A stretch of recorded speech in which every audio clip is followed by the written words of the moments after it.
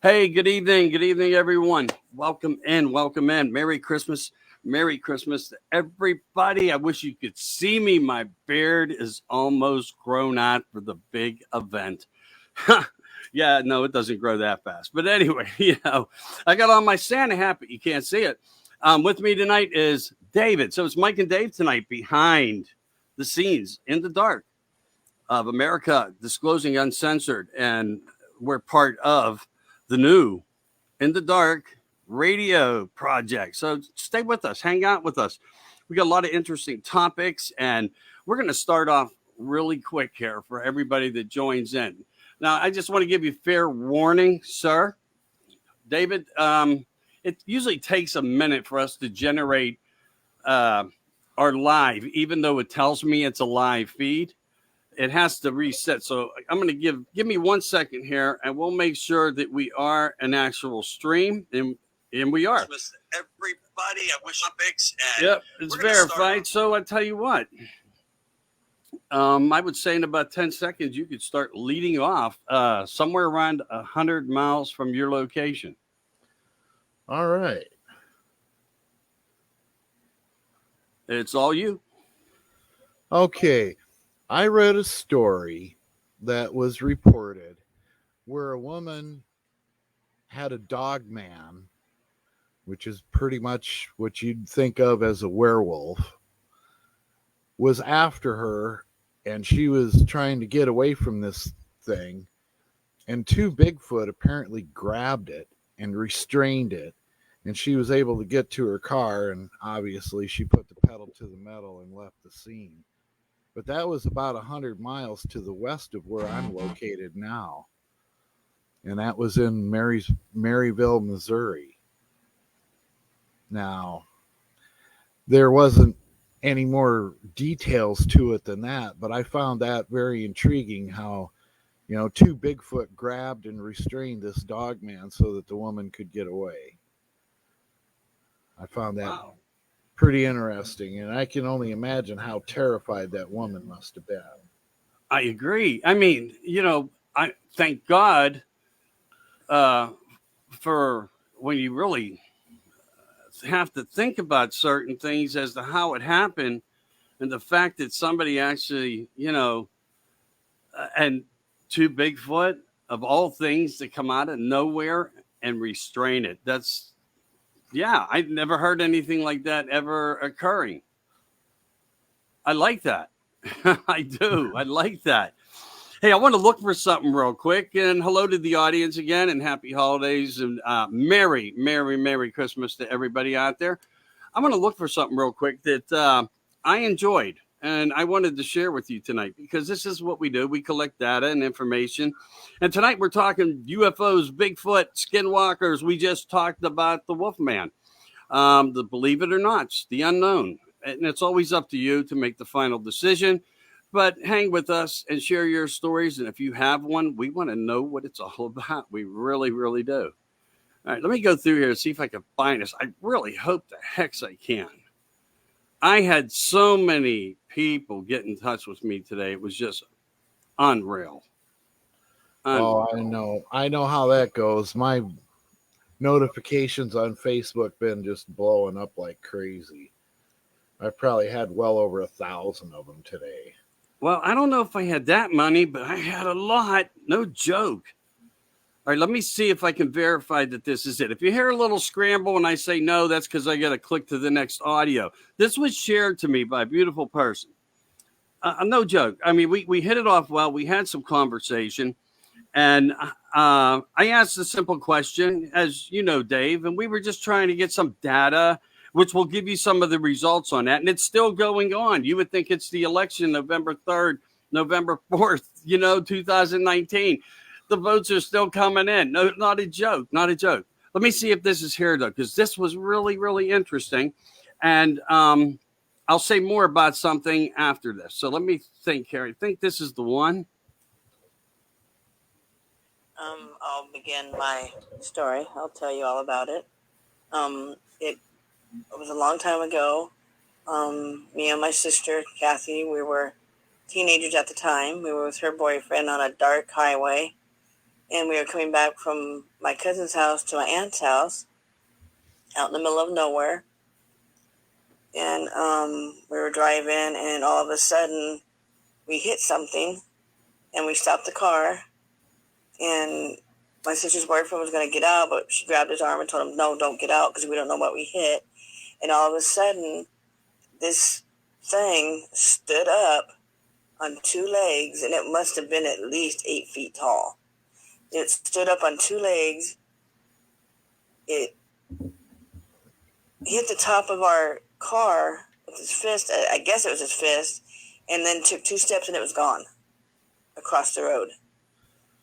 It was the most scariest thing I've ever seen. I don't even know what the hell I seen. It was big, it was hairy, and it was on 2 legs. And it was gone before I could blink an eye. My sister punched on the gas. Her boyfriend wanted to go back. She said, hell no, we ain't going back. And we went to my aunt's house, and by the time we got to my aunt's house, Tom checked his car. We had a big dent in his car. There was a little bit of blood, and there was hair. And we haven't really talked about it since it happened because I've been made fun of. People call me names. I don't really like to share my stories or anything, but I felt like I could trust you and you believe in him too. So I thought I'd share with you. But yeah, that was my experience, and I'll never forget that night. It was crazy. I truly believe that he is real. And on top of that, I'm Native American, so my father and my grandfather would tell us stories about the hairy men and how we have to respect them. So yeah, it was something. But I appreciate you listening to me, and I hope you enjoy my story. It is true, and it did happen, and I'll never forget it. So have a nice day, Michael. It was nice to meet you. Well, David, I got to go with this right here, right now. I listened to her voice.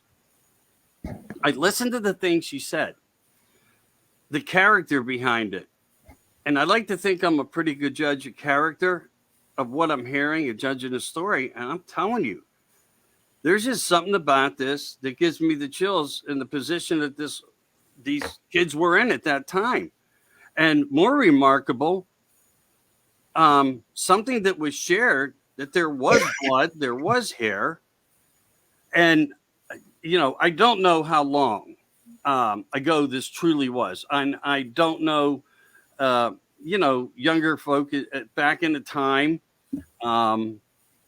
may have known that items like this are sought after, like a golden sunken treasure, which we're going to talk about one shortly. What did you think about what you heard? In all honesty, I thought that she was very honest.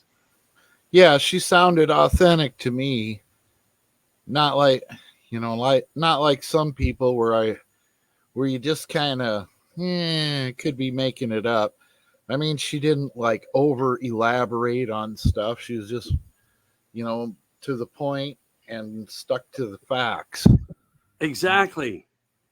And the way she described everything, the whole thing. Now, I don't want to say her name, but I want to share something with you. It's even a little bit better about our conversation, because I feel her privacy is very important. But I will say this: she comes from a place of 60,000 Bigfoot warriors.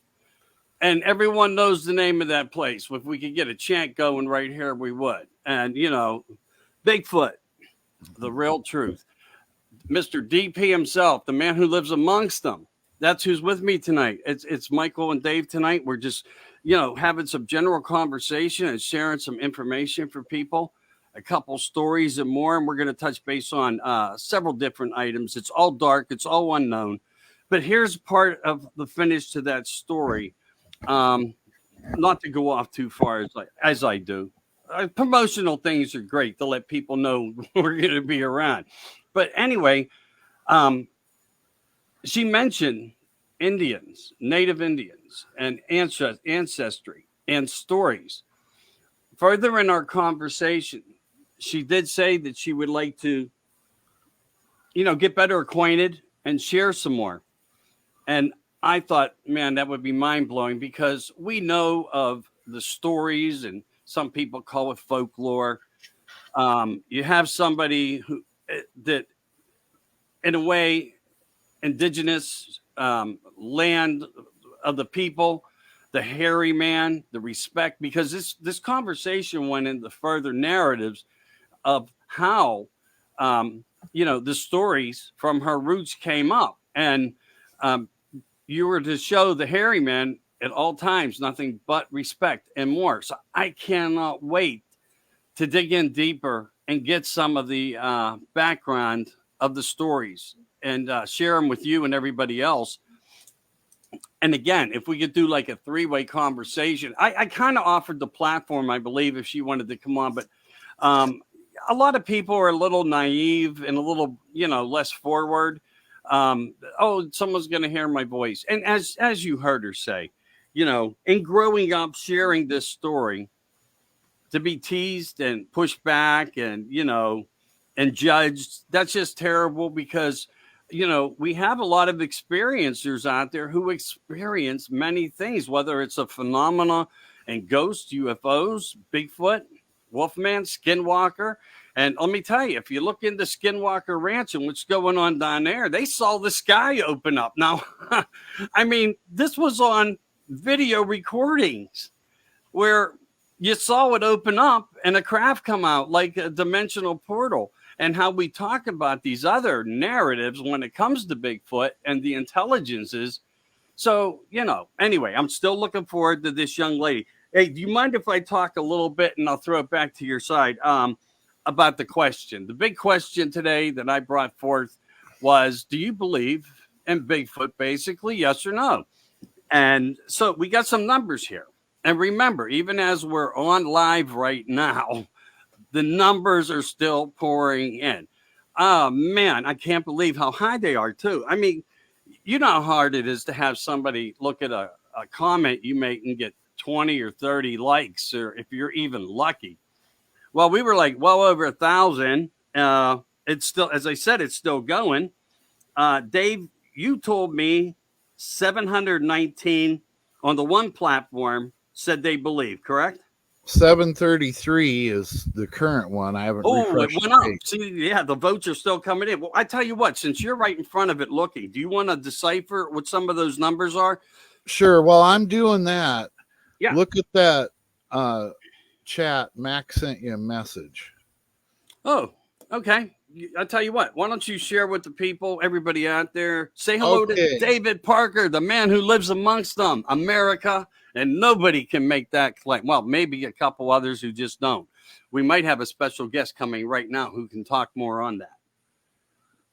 All right, here we go. 740 on the survey believe in Bigfoot. 233 have had an encounter. The next question is, do you believe it's impossible for Bigfoot to be real? 101 people felt that way. Have you had an encounter that could only be explained as a Sasquatch causing it? There were 70 people voted for that. With the amounts of reported encounters, do you feel the numbers are much larger than most believe? 37 people voted on that. Are you a curious skeptic? There were 32 on that. Another one added, we, the wife and I, are now knowers. There were 17 voted on that. Another one is, I think they used to exist, but the population is very low, if at all. 5 people felt that way. And only one person felt not real and simply folklore. So... but hey, I'm here to tell you the boogeyman is real. Remember as a child when your parents would say, now don't you go playing by the woods at night, the boogeyman will get you. I think there's a little more truth to that than any of us wanted to really know, at least here. I know in Missouri, in this area, I can't go down a gravel road and not see Bigfoot sign, especially by the creeks. And one thing that I notice right away is on the high bank side of the creek, you'll see a barbed wire fence along the property line, and between the first two posts, it's smashed down flat to the ground, and you'll see a huge game trail coming through. You know, where normally, like if you have deer running on a game trail, you'll see a trail maybe a foot wide. This will be like 4 or 5 feet wide. And then if you go back into the woods and start looking a little closer, you'll start to notice the stick structures. And if you want to try and find Bigfoot tracks, which is really hard to do in the forest, you find the deer, the game trail, and you got to look higher up. You got to think apex predator. Where's he going to be? He's going to be uphill from the trail because it's a lot more efficient running downhill than it is up or even on level ground. So that's where you would find signs of them if you find them at all. I mean, it's pretty rough. And you get in the forest with all the leaf litter, it's like if you stepped on a sponge, it's going to come back over time. I'm not exactly sure how long it takes, but it doesn't take that long and the tracks just vanish, which is another reason why they're so elusive. You having any luck with that, Michael? Well, I got him I had to do it a different way, and I did get him an invite. Let's see if it works for him. Otherwise, I'm going to ask him just to call in on the radio line. Okay. Because it won't let me do it YouTube or here. And that's one of the strangest things. And usually even when you get spanked, and I've had people who got spanked from F&B, and they were always able to come through. And unless they're doing something different now that it's actually a government-ran penalty box, as we know, and that's what I call it.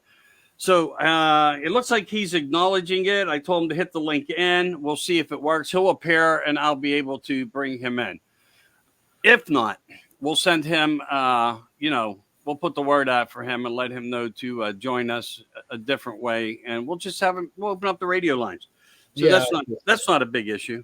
He's down in Florida, so he's quite a ways away from us. So I'm sure he hears different things than what we do. Yeah. Well, they have a different type of creature there, right? The skunk? The skunk ape, but yeah, it's a Bigfoot type creature, but you know, they are only reporting seeing them around 8 feet tall. But then again, you got to consider how little the deer are there too.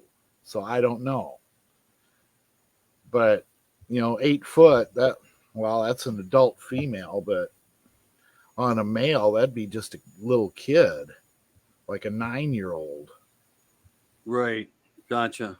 Okay. He our friend trying to come in said he put a heart next to it. So I think he's trying to follow it through now. Sometimes it takes a minute, 2 minutes, and we'll see if his jail time is in some way got him into a deeper isolation quarters in a penalty box that I just don't know about yet. Again, we're not going to miss out on him. He's going to be here.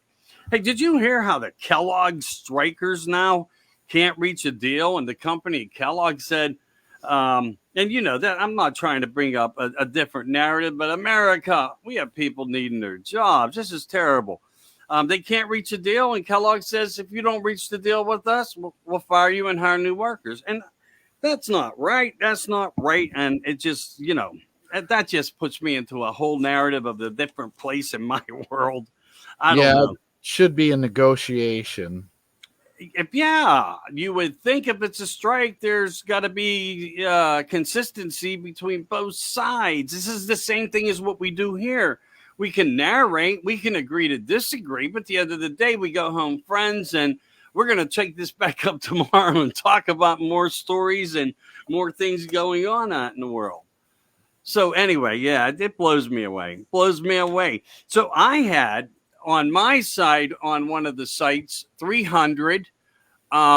Basically, they all voted yes. A couple negative nannies out there and a couple other comments. And I got to say one thing. When you're a member to this group, Bigfoot, the real truth, people stand up for their group. there was a fresh newbie in the group with a wave signal and made all these comments, and they were like, boom, right on me for me, protecting me and stuff, because I'm trying to give people all hearts, just thanking them, because honestly, I was happy to see people want to connect. All right, I tell you what, while we're waiting to see if this happens for Mac Smith coming in out of Florida, we're gonna get him in, folks. Don't worry, we're gonna make this more even interesting. But I'm gonna share something else with you. Huge archaeology discovery of two ships, one being 1,700 years old, one being 600 years old. From, I think they pronounce it the Mamluk and Roman periods. What was found was bronze and silver coins, a ring from the Roman Empire that had depictions of things engraved in it, which actually gave them an identification method to what was going on. Of course, the anchors always seem to go, but they're actually trying to figure out, are these ships at the bottom still okay? Because what they came across, they looked good enough to believe if they tried to excavate around them in some way that they could still be in whole pieces. Now, I don't know the water conditions down there, but I do know in some cases water conditions are a preservative. We find that out. But they also find early Christian relics, ceramics, bells, figurines. And I thought to myself, well, how cool. Just a couple days from out of Christmas and you come across something like that. It's a really good find. And again, we talk archaeology, we talk unknown. We just give a little bit of facts of good stories. So I hope you guys like that. Short and sweet. Honestly. Nice share, I thought. So the Bigfoot, the real truth. 60,000 members. We're not going to let anybody live it down. You guys are rock stars out there. You really are. David, you should be ever so proud, honestly. Oh, I am. I mean, and I know I got you at least one member. Yeah. Well, it's about every 3 days we're jumping 1,000 now. Yeah, I hear you, man. It's crazy. When I took it over in February of 2019, there was probably 1,200 members, and the first thing I did is went through and got rid of all the hoaxers, and then I went through and got rid of all the profiles that didn't even have a picture, because that's usually the ones that are trolls. It's an alternate account. Mm-hmm. And that made a big difference. And then we got rid of, where everybody wants to put in all the jokes, and then they want to try and sell this, that, and the other thing. So we got rid of the sales, the jokes, no sexual content, no F-bombs, and just tried to make it a family-friendly place.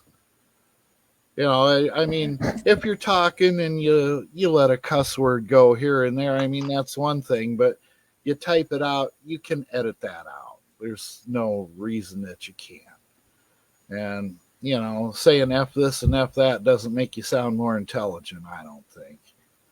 But I hear you.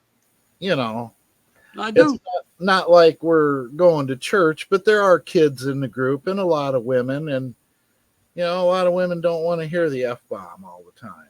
And it can get old. There's no doubt about that. You got to have a little bit of respect, because we can get out the same type of point by, changing the language just a little bit. But, people are going to do what they do, David. They just. Well, I know, and you can't control them, but if they're going to act like a bunch of fourth graders, we just eliminate them from the group. We have some rules, and if you can't abide, well, boom, gone. Yeah, we got 60,000 people that can abide by the rules. So if they can't, because see, that's the thing. If you want people to share their personal encounters, you can't have, the troll squad attack and rip apart everything they do, or they'll never share again. Yeah. So we're on top of it, and we can't look at every single comment, but our people will report a comment that's off. And we get rid of the problem people. Don't need it.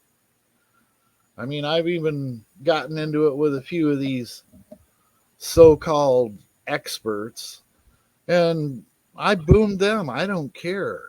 you know. No, I get it. I get Well, it. I had one. It's like he wants to tell me how to run my group because I wouldn't allow his post of something that was an obvious hoax. Well, we want the real truth. We don't want somebody's fake BS on there. And then he wanted to do it in front of the group, you know, go back and forth. And I showed him proof of the guy's best evidence. I debunked it as nothing more than a cropped picture of a grackle with a little bit of Photoshop to take the sheen off the eyeball. And the guy said it was a Bigfoot shoulder.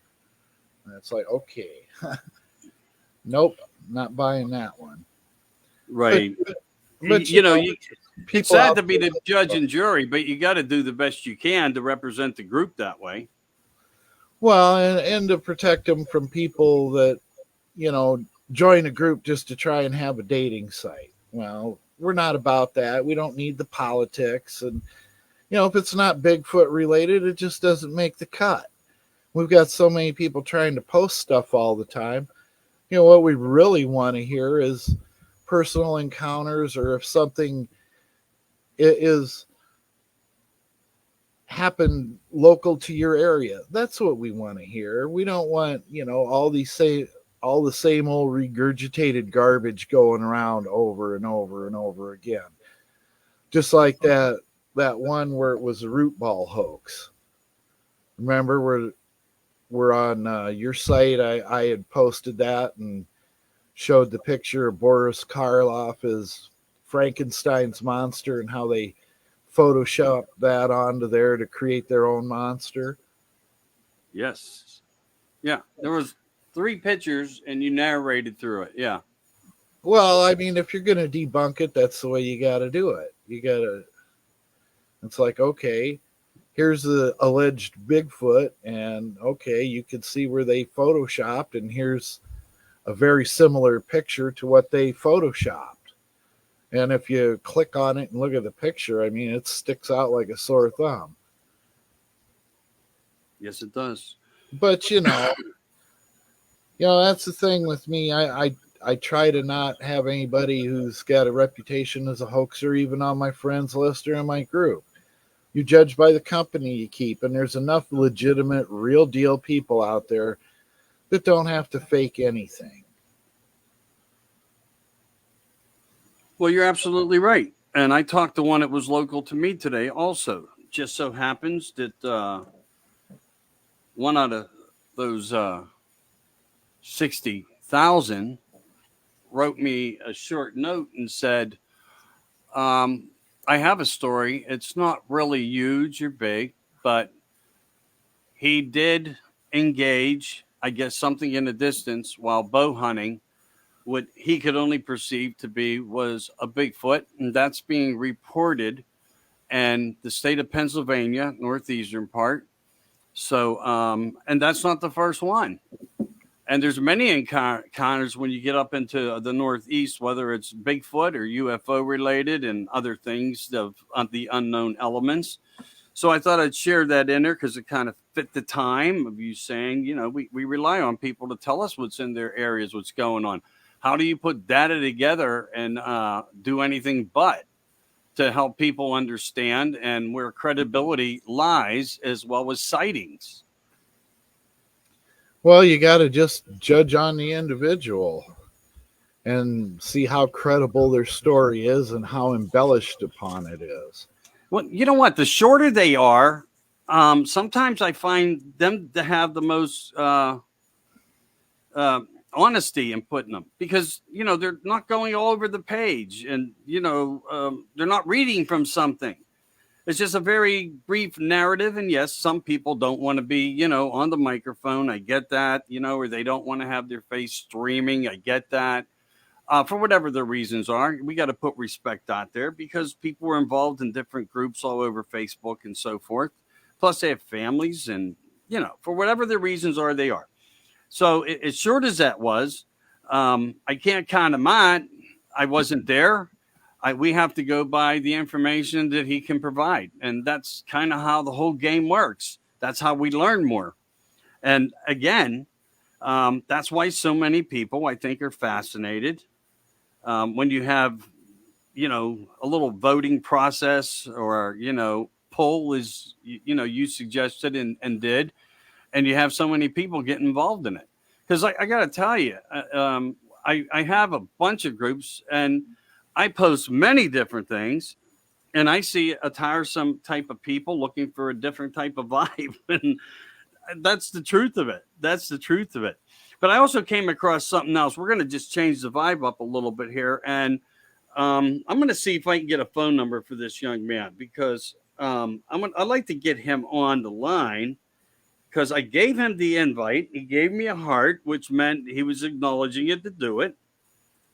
And, to try to concentrate, but also filter through information, it's a little bit difficult, a little bit. So just if everyone out there could bear with me, if you just joined again, this is a product of Studio 10 Broadcasting, 10 o'clock talks. This is America Disclosing Uncensored. This is the Dark Radio Project Network, or Network Project, excuse me. All right, again, I'm reading as I'm trying to describe through here, and I'm going to see if I can get him on the phone. I'm going to do it right in front of you guys. Give me a phone number, and I'll call you and get you right through the feed. Okay, so I put that directly out to him because I would love for him to join in. I'm really want to hear about these fascinating ongoings down in Florida, and I'm sure everybody else out there in Bigfoot country is waiting for the same thing. So it shows he's on, but he didn't, how the little thing drips down and you can see that he's acknowledging what just came in. I'm not seeing that at this point. So we'll give him a few minutes, see if that happens. I also did provide him with a number to call in on a direct link line. I'm hoping he does it. I'm really looking forward to it. I'm so looking forward to it. Oh, okay. I think you'll like him. I got something that you're going to like. You talk about this. You do. You talk about this, but this is a little bit different. And it's true. It's a little bit different. There is a vibe going on that doesn't totally connect with this, but may. Okay? And it seems that through the Pentagon, through some programs that narrate what an unknown, known as UFOs and AUPs and things like that, that we have information, and there is somebody talking about this and many narratives of different items, but primates, aliens, DNA, bloodlines equals us. And they seem to know it, and they're talking about it. I came across something last night that blew me away. All right. This guy is actually, he's retired now. But when he was holding a place of the unknown, so to speak, ATIP, one of those programs out of the Pentagon, NORAD, touching base with all these important type things that go on in the world. And actually, our military books say if anybody sees these things and you are military reporting, you have to turn your information into NORAD or the White House first. And then I guess they figure out what they're going to hand off to any other small group if they feel they have the need to know, or to just let them run on a wild goose chase of information. But he swears by the information as, and this makes sense. You were talking about DNA and how things that have occurred and the possibility of Anunnaki and more.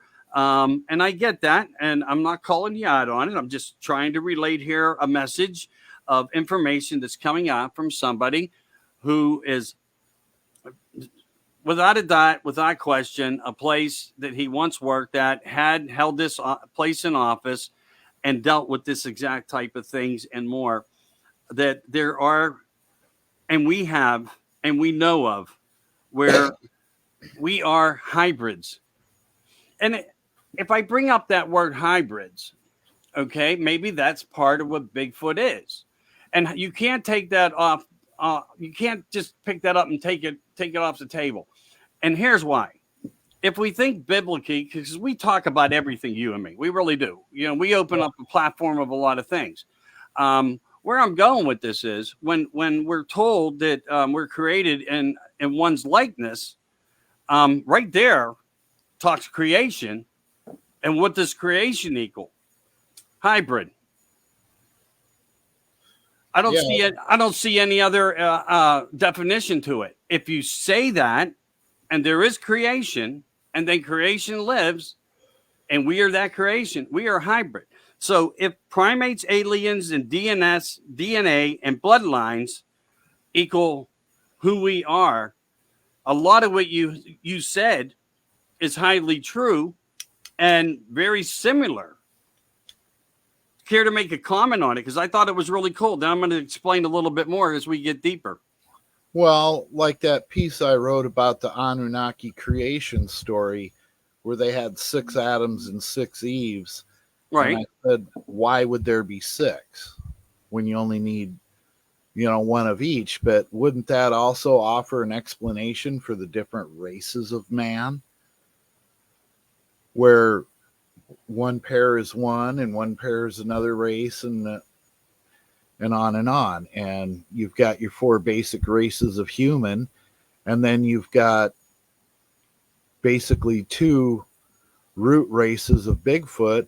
And if they do have, and if we all share an Anunnaki DNA in there, that's why we can all interbreed and produce viable offspring. Now, right. I'm not saying you want to go have some jungle love with a Bigfoot or anything, but I'm saying it is possible to produce a viable child. I mean, look at the story of Beowulf.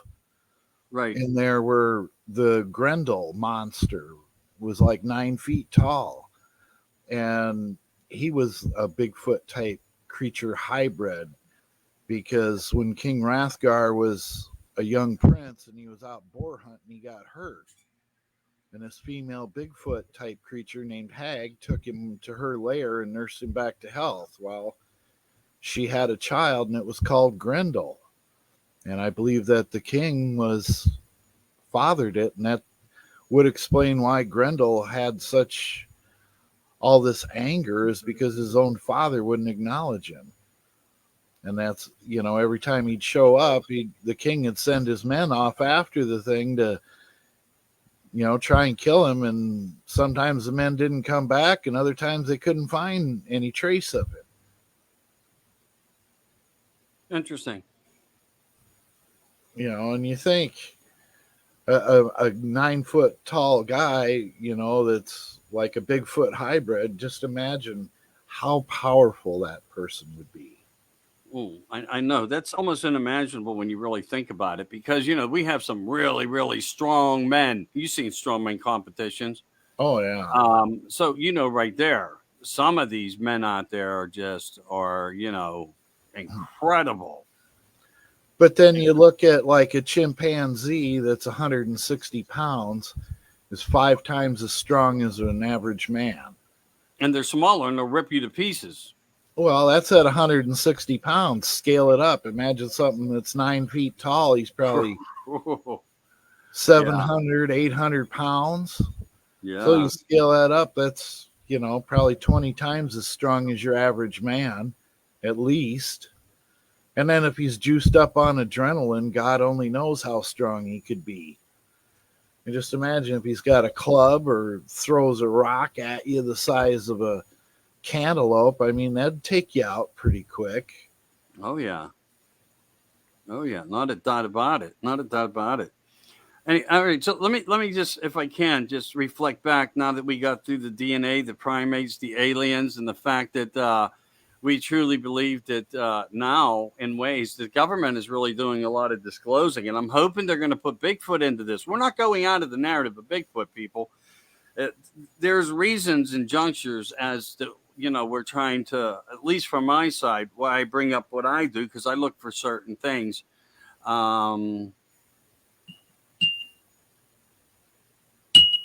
Just a little bit different. So anyway, the gentleman's name is John Ramirez, and he worked for Central Intelligence, and he's one of the ones making these statements, but he is the real deal. He's even been given like a medal, congressional type medal type thing that he shows people if they asked him to. And he's been verified through the CIA director. So there's news, and there's even more. One of the more fascinating things, let's talk UFO just for a second. I want you to think about this. You know, they claimed that they know they were there, and this came from his own learnings in his position in place that we were tracking and tracing, but having a very hard time. So they were working on new intelligence and developments as to how they could track, trace, and they all describe what we all see sometimes in the woods near Bigfoot are these lighted orbed objects. They never can always calibrate the exact sizes of them, of what they're seeing, whether they're out in distance in the universe, but they are being seen. They're always in some type of formation, going somewhere. But the point I guess I'm trying to make, they worked on new technologies because they were having some indifferences on how to really do it well. Because the claim still remains from their position. Now, there could be people above, and he made the claim that there are people in higher positions that probably knows more than him, and he believes what has always been told in his job, and they knew he was a believer when he took the job. He never denied the fact that he himself was an experiencer before he came in and took the job. So he took his job rather seriously, and he enjoyed it. He was intrigued with it. I guess where I'm going here is in research, they developed some things and they needed to test it. Here's where it gets interesting in the comments. What were they testing it out on? They needed to test it. And when you're testing it, can you just call in? Hey, all UFOs report to Area 51. Report to Area 51. Over. Yeah, that's not going to happen. No. So what had happened was there were some people there from the CIA. They were going to do a testing, and a big thing kind of like, nah, this, everybody's saying this is the need to know. You don't need to know, and you can't be here. So through a phone call in another 24 hours, it gets worked out. And I guess they agreed in a certain way that certain people could be there. Well, evidently, we have our hands on something because they were able to test it. He never claims because there's loopholes in what he can say, but what he can't say, and this was one of the parts he couldn't say. He couldn't specifically say there's something in our hands, but he did say we were able to test it, proved that it worked, started to use it, and then it was the game changer. The game changer came on, and the development through companies started to work, although there was failures. And some companies, Lockheed Martin, got the contract stolen from underneath them and more. And I think the testing took place at Anderson Air Force Base, but I could be wrong. So anyway, on that part, because I take a lot of information into my head, and sometimes I need, but today that vote thing and trying to respect everybody and make comments back really took the majority of an 8-hour day to babysit it, which is fine. I got no worries on that. So we can get back into this a little deeper. Right now, I know I can get somebody on the phone. You ready for me to do that, David? Go for it. All right, let's do that. Let's bring in Max Smith. Just give me a second here, everybody.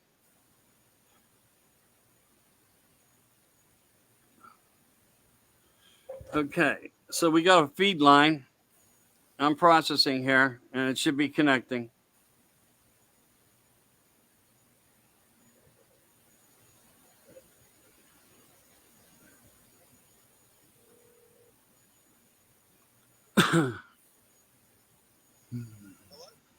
Hey, how are you? All right, let me get you through the main line so we got you all on board all the way, okay?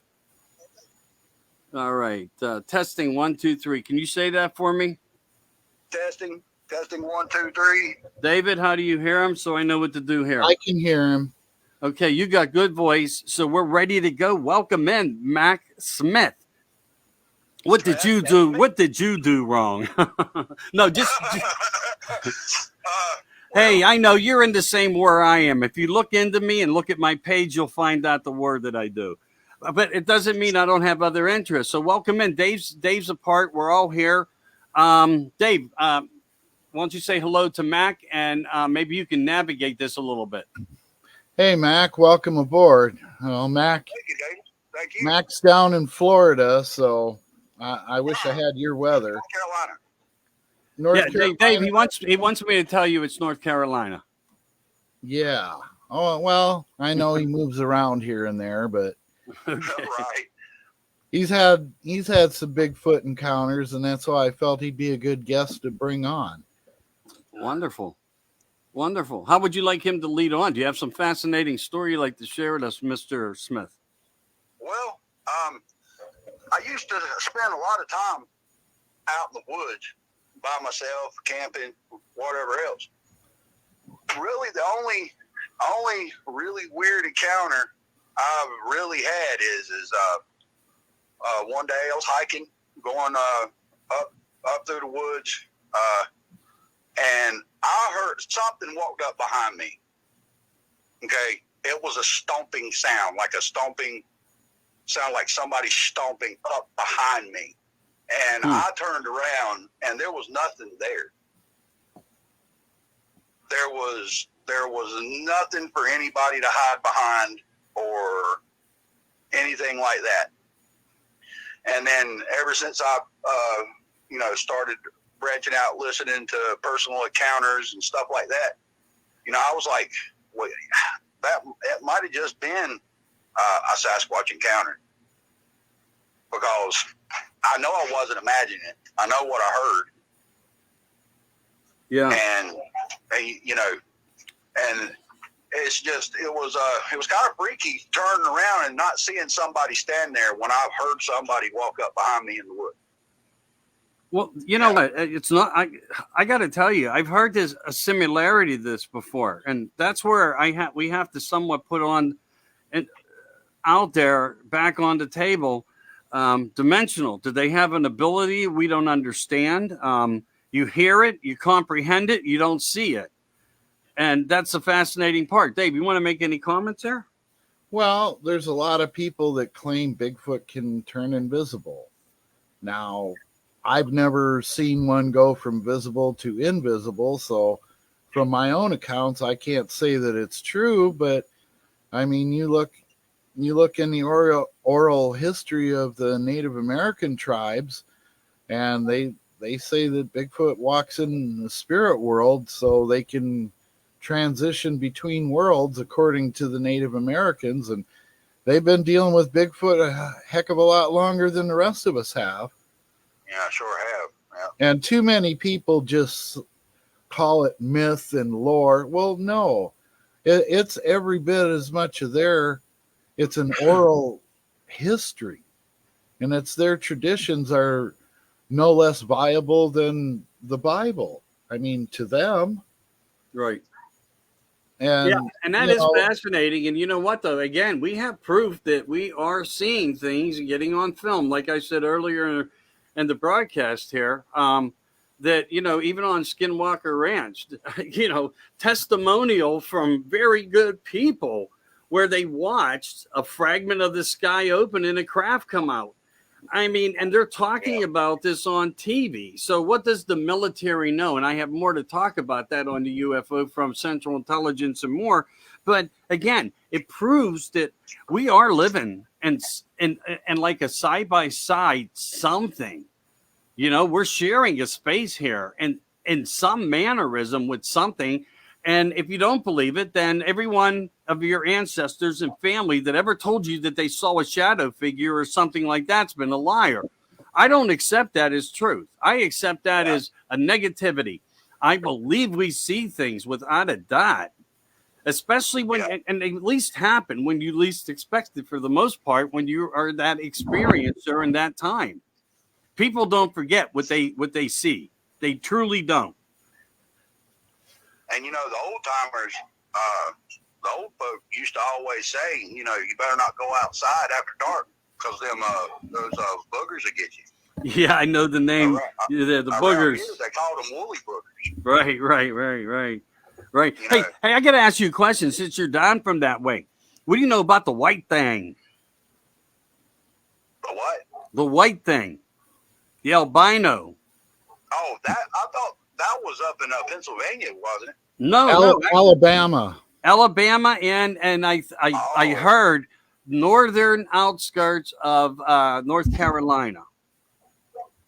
Okay, I'm not familiar with that, but I'm familiar with several other Bigfoot encounters that has happened around here, especially around the Uwharrie National Forest.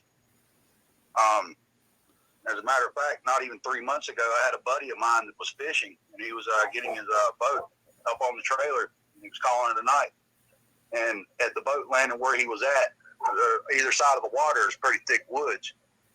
And something threw a rock, and a pretty big rock, and it landed in the water near his boat while he was putting it on the trailer and everything. And then he heard something he said it sounded bigger than a man could have made running through the woods.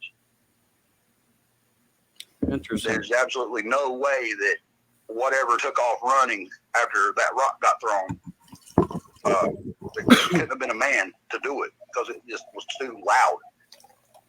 Yeah, and again, there's another scenario that seems to pop up quite often. Now, are people copycatting? I can't say it. I don't know. I know of stories like this, and again, I'm on your side. I'm on the team Bigfoot, without a doubt. But again, we have to, analyze what we hear, but this again aligns up perfectly with people's encounters. And you can't take these experiencers off the table in any way. You have to take them serious. You have to support them because of the narrative of everybody's opinion. An opinion can be defeated as long as people stick together and we all share the stories and we share the data. Data makes facts. Because, how could 15,000 people that has never met each other share the same experience? Yeah. Understood. How does that happen?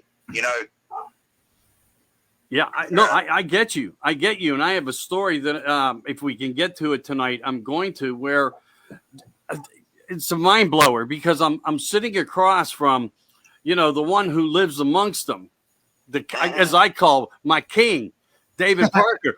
And, listen, he's there's so many similarities that was in this very long, detailed letter to me tonight that I hope that I can get to and get on. But if not, we're going to get it out there and we'll probably do it, next upcoming show. But still, the similarities, the pebble throwing, the gifts of leaves and sticks and things that we think may not mean anything, mean everything to them. And if you're smart enough and intelligent enough, and they may be more intelligent than some, because some might walk away scratching their head for 3 years, not ever taking it as to like, there's something here doing it, But why is everybody familiar with the gifts? And I'm not sticking up for any TV show at all.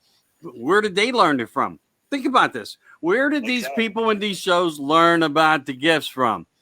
They learned about it from the ancient ones, the indigenous, and the people living in it now amongst them. And it makes perfect sense because if, they wouldn't even know about the whoops. They wouldn't know about the gifts. They know about it because why? They collect our facts. They truly do. So always remember, Bigfooters, you're supported. You really are supported amongst really good people when you come into a group like this and so forth. Dave, you want to narrate anything here? We also have a backup call that wants to come in. I just want to share that with you guys. So if you have something you just want to do, whip it out. America. Well, I'll tell you a short story. All right.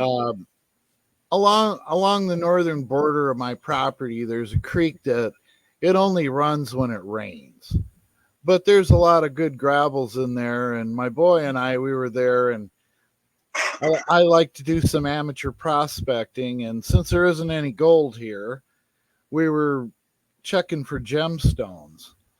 And as we're using classifiers, to sift out all the sand and, search through the rocks to see if we could find any, which we did end up finding a really nice little gem. But probably 100 feet away from us in an area that had standing water in it, there was a rock probably about the size of a red brick come and hit. And at that point, we decided we got enough stuff done for the day. We can go back up to the house.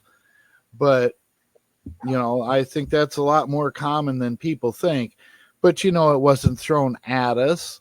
It was probably 100 feet away, but it splashed down in the water.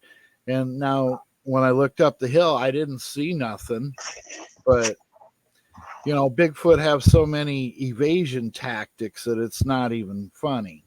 One of the things that they'll do is they'll stand where there's some brush, and they'll stand perfectly still.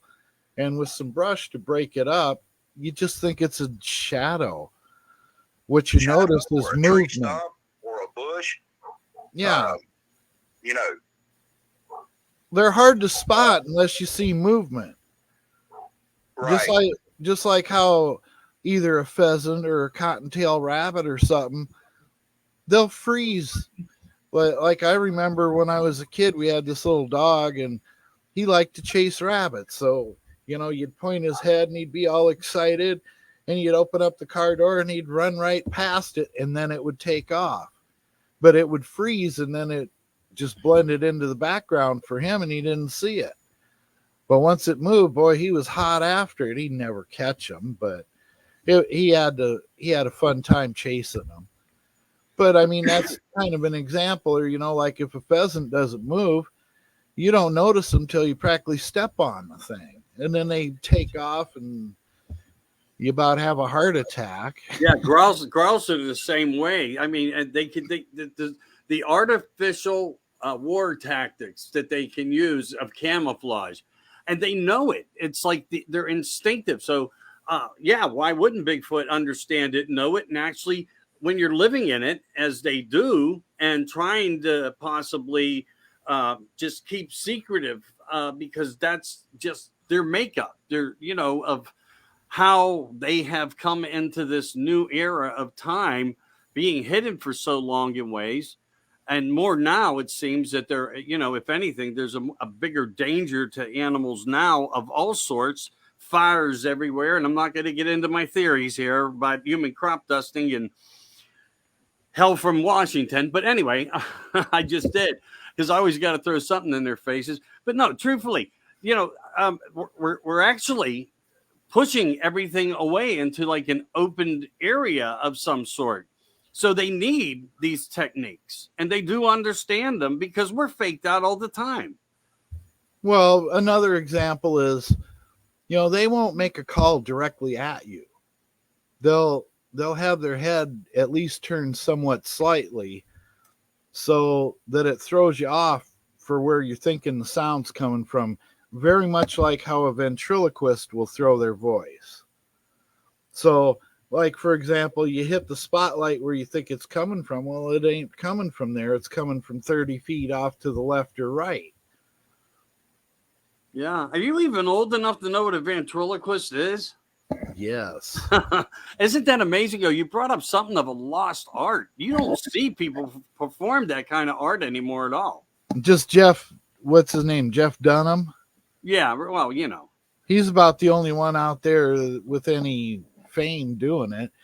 But, another thing that I've experienced them do before is sometimes they'll throw something as a distraction. Because one time I had a female was doing owl-like calls from by the barn. Well, then there's a big oak tree that's about halfway between the barn and the house. Mm-hmm. Well, she threw something, and when it landed over there and I looked over there, then she moved closer. And then she threw something again, and when I looked away, then she moved closer again. And then something hit by a tree that's kind of on the other side of the house.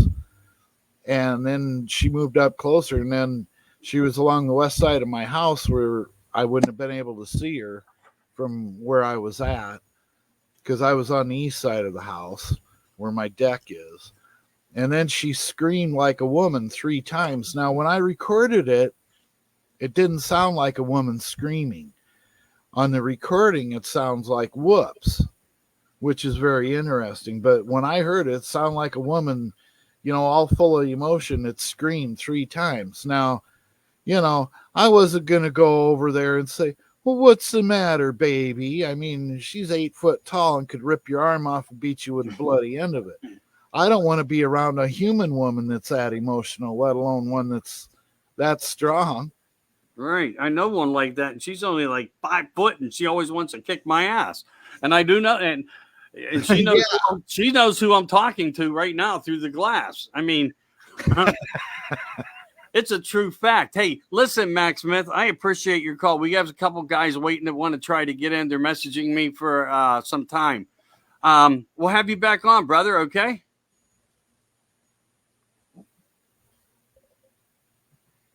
Mac, I guess we lost him. Well, we have other backup calls coming in right now. So All right. we're going to get to that and see what we can narrate here with this. We'll be fine. We'll be fine. I just have to go back to the other setting because I had him set up a little different.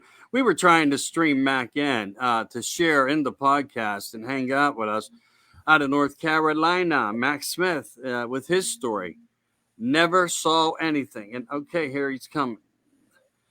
Here he's coming. Here he's coming. Let me just set up my picture perfect and whatnot.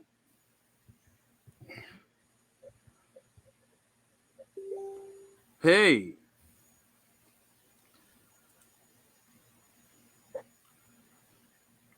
All right, you're on. Tell us who you are. Where are you from? What's going on, Mike? Hey, I know the voice, but introduce yourself. Who are you and where are you from? Where are you calling from? Eddie Walsh from Brownsville, Pennsylvania. Bronzeville. Yeah.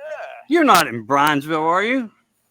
No, I live in Allston, but Oh, okay. Brownsville's the closest town to me. Oh, so then you're familiar with the Mountain Retreat. Yeah. Yeah. Well, All right, we don't have to talk about that topic. I didn't know you were that close up there off of off the pike, the pay toll.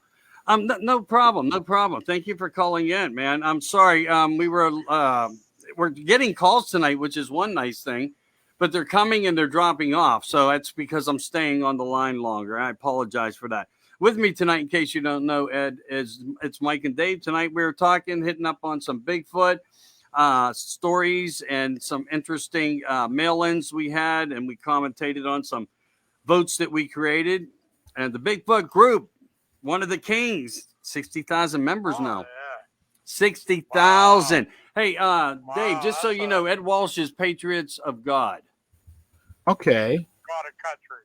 God, Patriots of God and what? And country. Country. Okay. All right. So you called. I know you've been telling me that you wanted to share some stories. Hey, this is the Dark Radio Network Project. Go for it, brother. Share with us. We want to know your story. Well, the thing is, back in the 80s, I had a friend named George. I can't say last name. You know what I mean, of course. That's fine. But my dad had a friend, George. He was called Big George. He was a big man. And they worked in the mine together. Well, he used to come over to the house, and George always told the story. He was up and up. This guy was an up and up guy. And he told this story to my dad and to me, to everybody, that one day in the lower mountains by Cornersville, Mm-hmm. he was hunting. And he was hunting with he had, I think he said it was a 308, something like that. And he was hunting with it. And he saw one of them. He saw something in the woods, like, he thought it was a deer, a big, because some deer, sometimes you have black spots on deer. And he scoped it out, and he said he shot him. Well, he said the damn thing got up, and he knew it wasn't a deer after it got up. And he said it ran towards him, and he shot again, and it stopped, and then it ran the other way. And he said it was a Bigfoot. You know, he said the damn thing was big, bigger than what everybody else says. He said it was like 12 foot tall, and Adult male. Yeah, Dave was saying an adult male. Yeah, that's a pretty. he said it was a big size. He said it was big. It looked like a bear. He said it could have been a grizzly bear, but the way it ran towards him, he said there's no way it was a grizzly. And when he shot the second time, he said it veered off. Now this is the best part. George said, once that happened, he said it wasn't even 5 minutes later. He was walking out of the woods because he was freaked out and he was scared. And he was trying to get out of the woods. He said a light came to him. He was stuck in a light. And he said his mind, it wasn't that he heard it out loud, but in his mind, he heard these exact words, and he said it, "Boy, you will pay for what you have done." Really? Yes. Wow, that is interesting. Do you ever hear anything like that, Dave? Well, I've heard of people talk about mind speak, and that sounds very much like what it is. But I think it's a shame that a hunter just shoots something and you don't even know what it is. I mean, that's pretty poor sportsmanship, and I'd hate to think that he ended up killing a Bigfoot. I mean, after all, they are a type of people, and to just shoot something because you don't know that isn't threatening you or anything, I wouldn't want to go hunting with that guy. Well, I mean, yeah, of course. I get what you're saying, but I think what Ed might have said, and I could be wrong, and my apologies between the conversation here, if necessary now, he wasn't quite sure. He really thought it was a deer because he's seen deers and identified them with black spots on them before. Is that what you said? Yeah. So maybe as he said it was moving, and he was first day buck. I guess it was first day buck.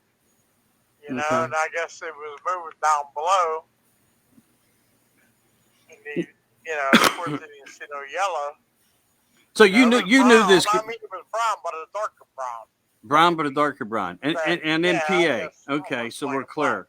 Now I've seen that here on a deer where there was one that the brown part of him had a lot of black hair in it, where he was way significantly darker than all the other deer.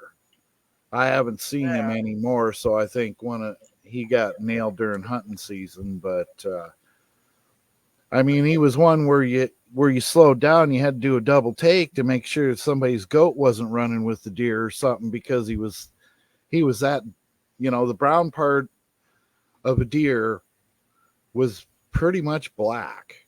I mean, there was some brown in it, but he was really black.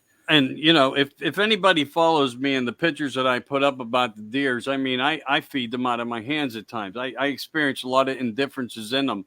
I have seen that characteristic a few times. It's rare, but not, it's out there. I even seen a picture of a buck that was entirely black. Beautiful creature. Yeah. Dave, I'm telling you, that George wasn't really a bullshitter, and he really didn't lie. I mean, he was never a storyteller to tell, you know what I mean, like. So this one talks about 12 foot. That's what the adult males average, and even on all fours, they're still 7.5 feet tall. Yeah, he was sitting there. And the way he said it, I believed him. I was young at the time when he told me this. So you're thinking that this actually weighed on him, his actions after he realized, took the second shot when it was running at him. He thought it was a bear, and as he takes his shot, in his mind somehow he's connecting that, oh shit, what did I shoot? And that's kind of what I kind of feel the way you're trying to explain it. Exactly. When he was walking, like I said, when he was walking out of the woods, he told the story that a light come upon him, like a light, like he got blinded, like a bright light. Mm-hmm. And in his mind, he said, boy, you will pay for this.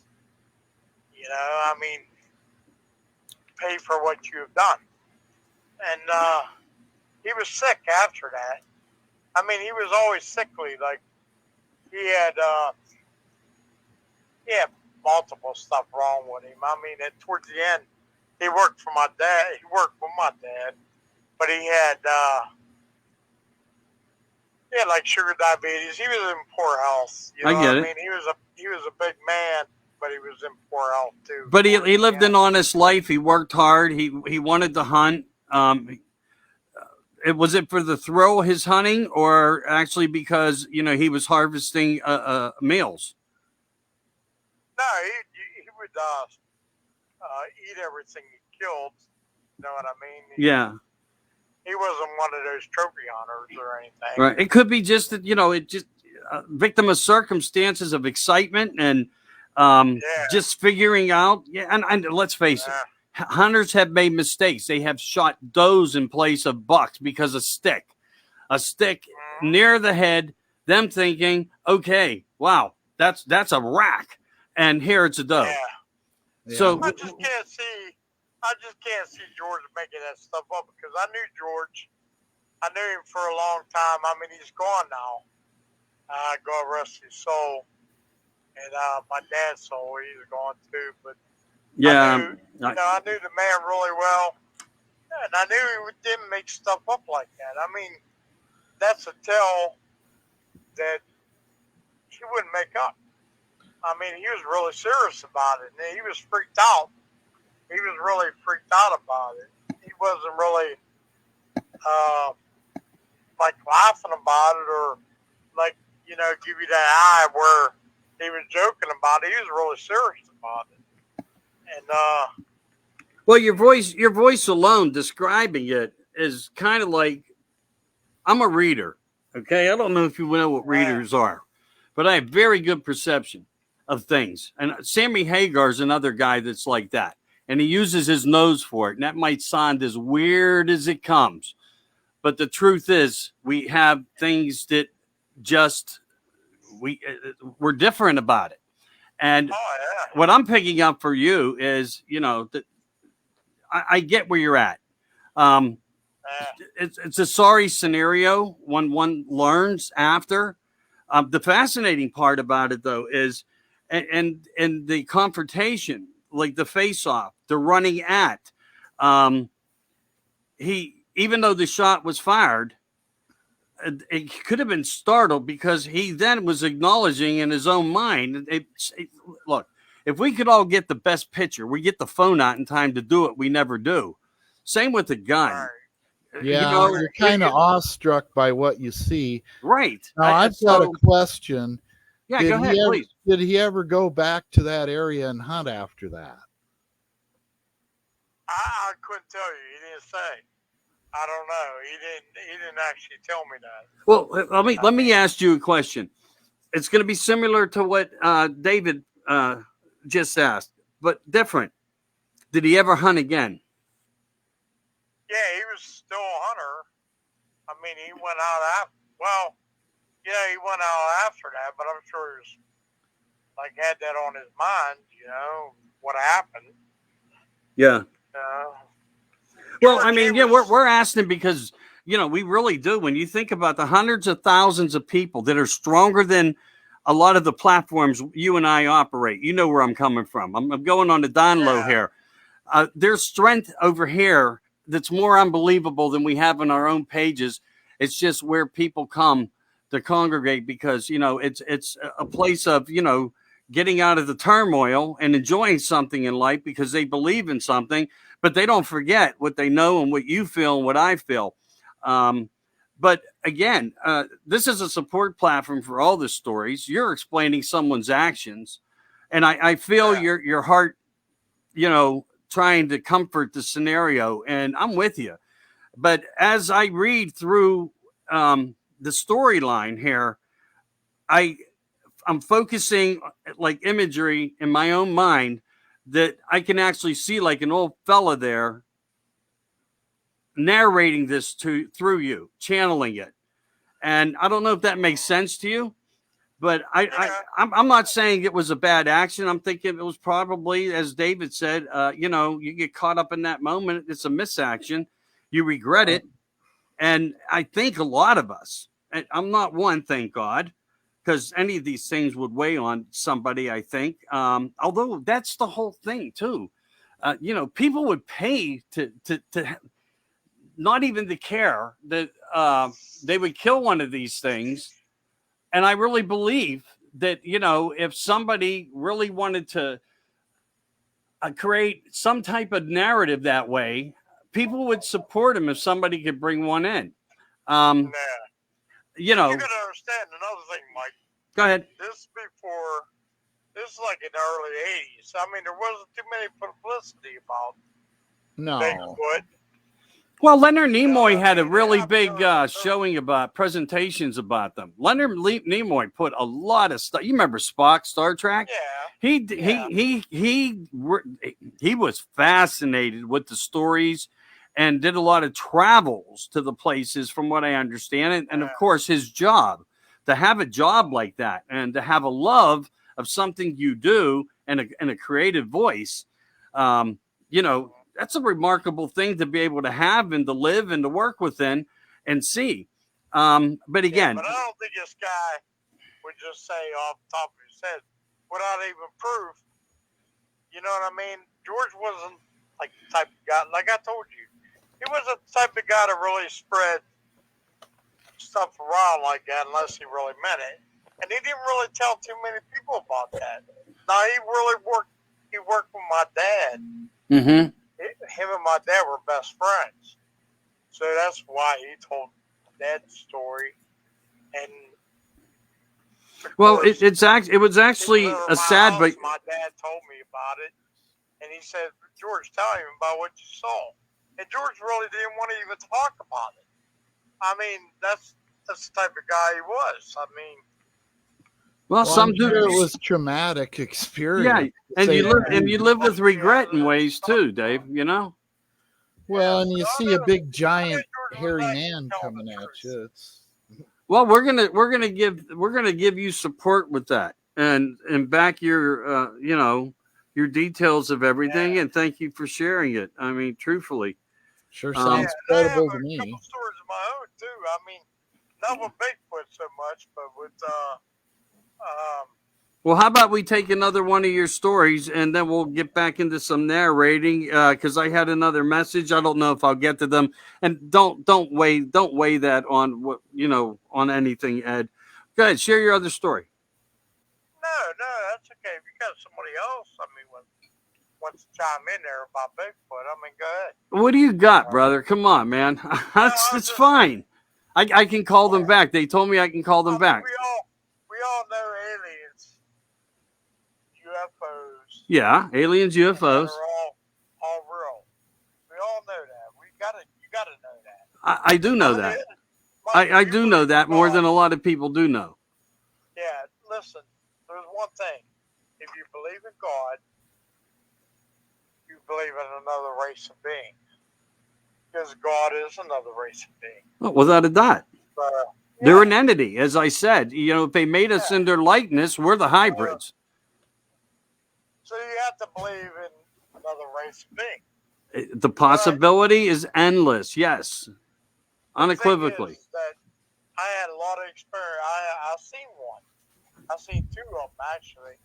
One when I was younger. Me and my friend saw a big ball of light. The sky come closer to us, and it got so big it looked like a big moon even bigger, like the biggest moon you ever saw in your life. The biggest, you know what I mean? Mm-hmm. And we're standing there. I think I was 14 years old when I saw this. And we're standing there watching this thing. Me and Robbie. We're going up to the club up in Newport, or the place we live in Newport. And we saw this thing. And all of a sudden, it got so big and bright. And the damn thing took off in the sky like just like somebody pulled a flashlight up on a black wall and went straight up. And that's all I can say. And there's reports that these things can go from 0 to 800 feet in under a second, and I'm sorry, 80,000 feet, and we have that recorded documentation through the United States government as well. So we know that they can go from 0 to 80,000 in less than a second. Right. So and it came close to us. I mean, it was so big. I mean, you couldn't. We just wondered, what the hell is that? I was thinking it was. I was listening for like blades, like for a chopper with a searchlight or something. But the damn thing got so big, and it's the way it took off. It was like he ran. It was funny as hell. He ran up to the club. I was standing there like in awe, watching this thing, and I walked to the club and they was all laughing at us because he was in there freaking out. And they started picking, they was harassing us about it because they didn't believe. You know what I mean? Who would believe that? I mean, who would believe it? Well, more and more people do believe it. They do. More and more people are experiencers, and it's not until something like that happens, and there are thousands of reports that you're describing, even more day by day coming in, and that's why I think the government cannot cover this up no more because they're utilizing and doing what they wish to do. Right. And you see with your own eyes. When you see with your own eyes, it's a different story. You could be a non-believer and all of a sudden a believer in the same minute. Because when you see it, you understand. You can't say, what the hell? You're going to say, what the hell was that? There's nothing in this world that could do what I just saw. There's no way the United States has something in this world that could do that. There's no way. Well, we do have things. They're never going to admit to all of them, but I don't think. I mean, there's no way they have something that could go from being as big as a moon to like shoot off into the damn sky up there like that fast. There's no way. And there's another one I saw not too long ago. It was actually like in 2010. I don't smoke. At that time, I didn't smoke in the house. So I was always going outside smoking. And every time I go out, I look up, for some reason. I pray, you know what I mean? I look up. And I'm looking up, and I saw this ball of light coming through, and then it was like a fireball. You know what I mean? Like I thought I was seeing something coming through, burning up, like a satellite or something stupid. I don't know, like a meteorite or something. Yeah. And I'm watching this thing go across the sky from I say it was southeast to southwest. And it's on fire coming across the sky. And it's not traveling really that fast. It's on fire. And well, that takes a shooting star out of the equation, then, because they are very rapid. Yeah, right. So it's coming in and it's on fire. I'm thinking, man, I got a ringside seat. There's something burning up in the atmosphere. So it's coming in, and all of a sudden, it gets about halfway through, like, I don't know how far that would be in the sky. You know what I mean? I don't know how Just far. guesstimate. Do a comparison somehow so we can follow it. Halfway through a Probably- pasture? Like if you see star to star, like probably, I don't know, like 20 feet in the sky. Like if you see a star 20 feet from the nearest star. Yeah. Crawl. It was on fire. And then all of a sudden it stopped. It stopped dead, Mike. Okay. It stopped dead. It was sitting there glowing. And it was still on fire. And I'm watching this thing. And all of a sudden, it took off the exact same, like different way. It took off in the sky. It flew the other way. And I mean, it flew fast. It like darted out. Well, you can tell when you're looking at an unidentified object. And the reason I say that is not just because of the maneuverability that they can do. When they want to show off, there's not a plane in the sky that you could ever watch that would compare to what they can do when it comes to speed.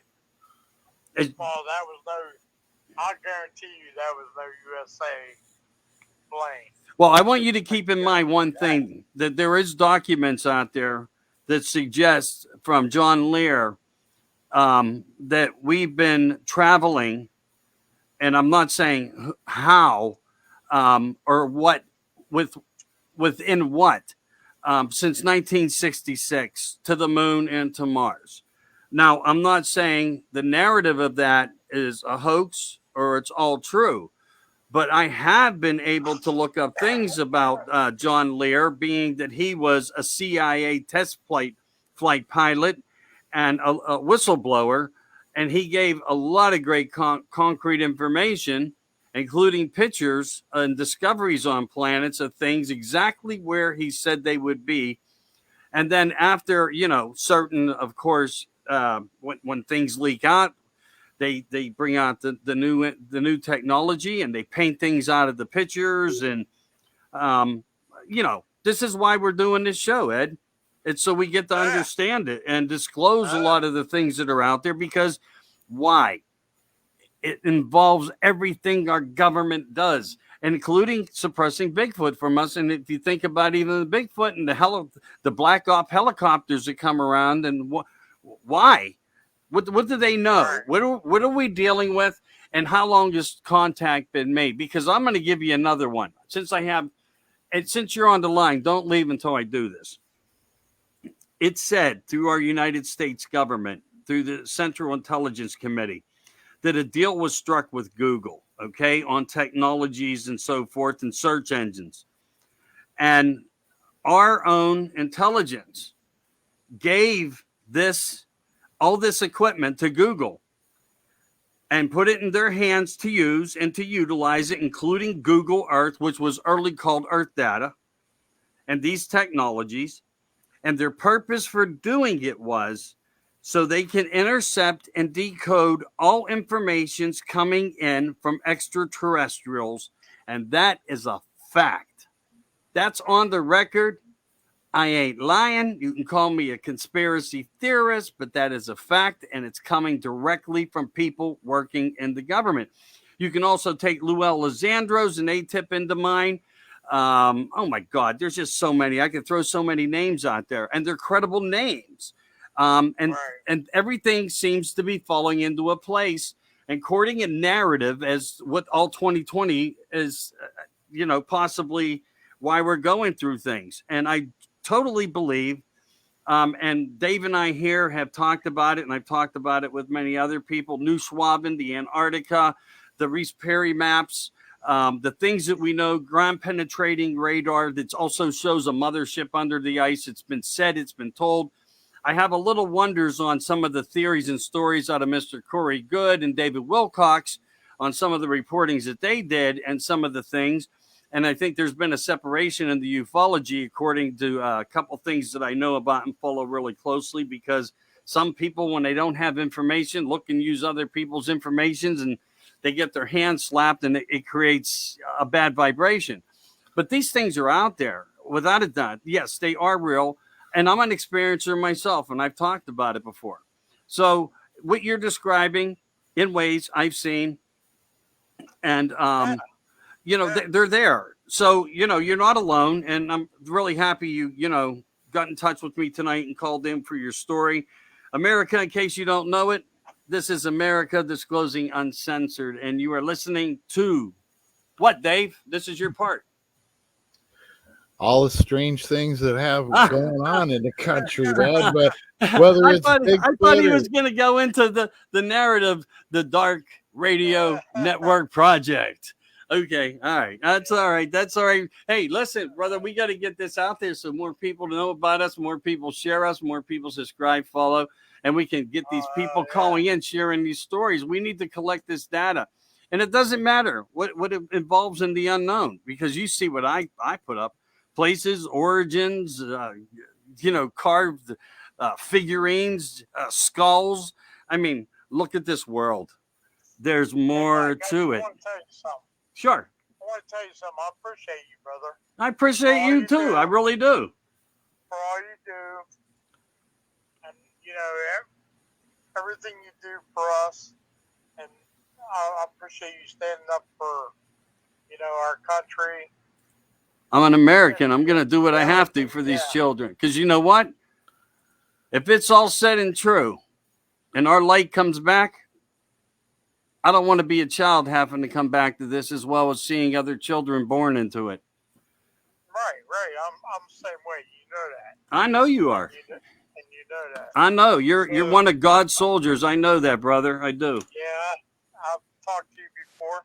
Dave Parker, I'm glad that you're on this program and that you're talking about something that I have experiences with, and I know it's true, and I appreciate all you guys.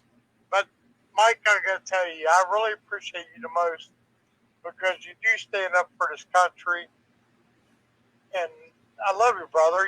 No matter, I know that I posted some things on there that I wrote about different stuff.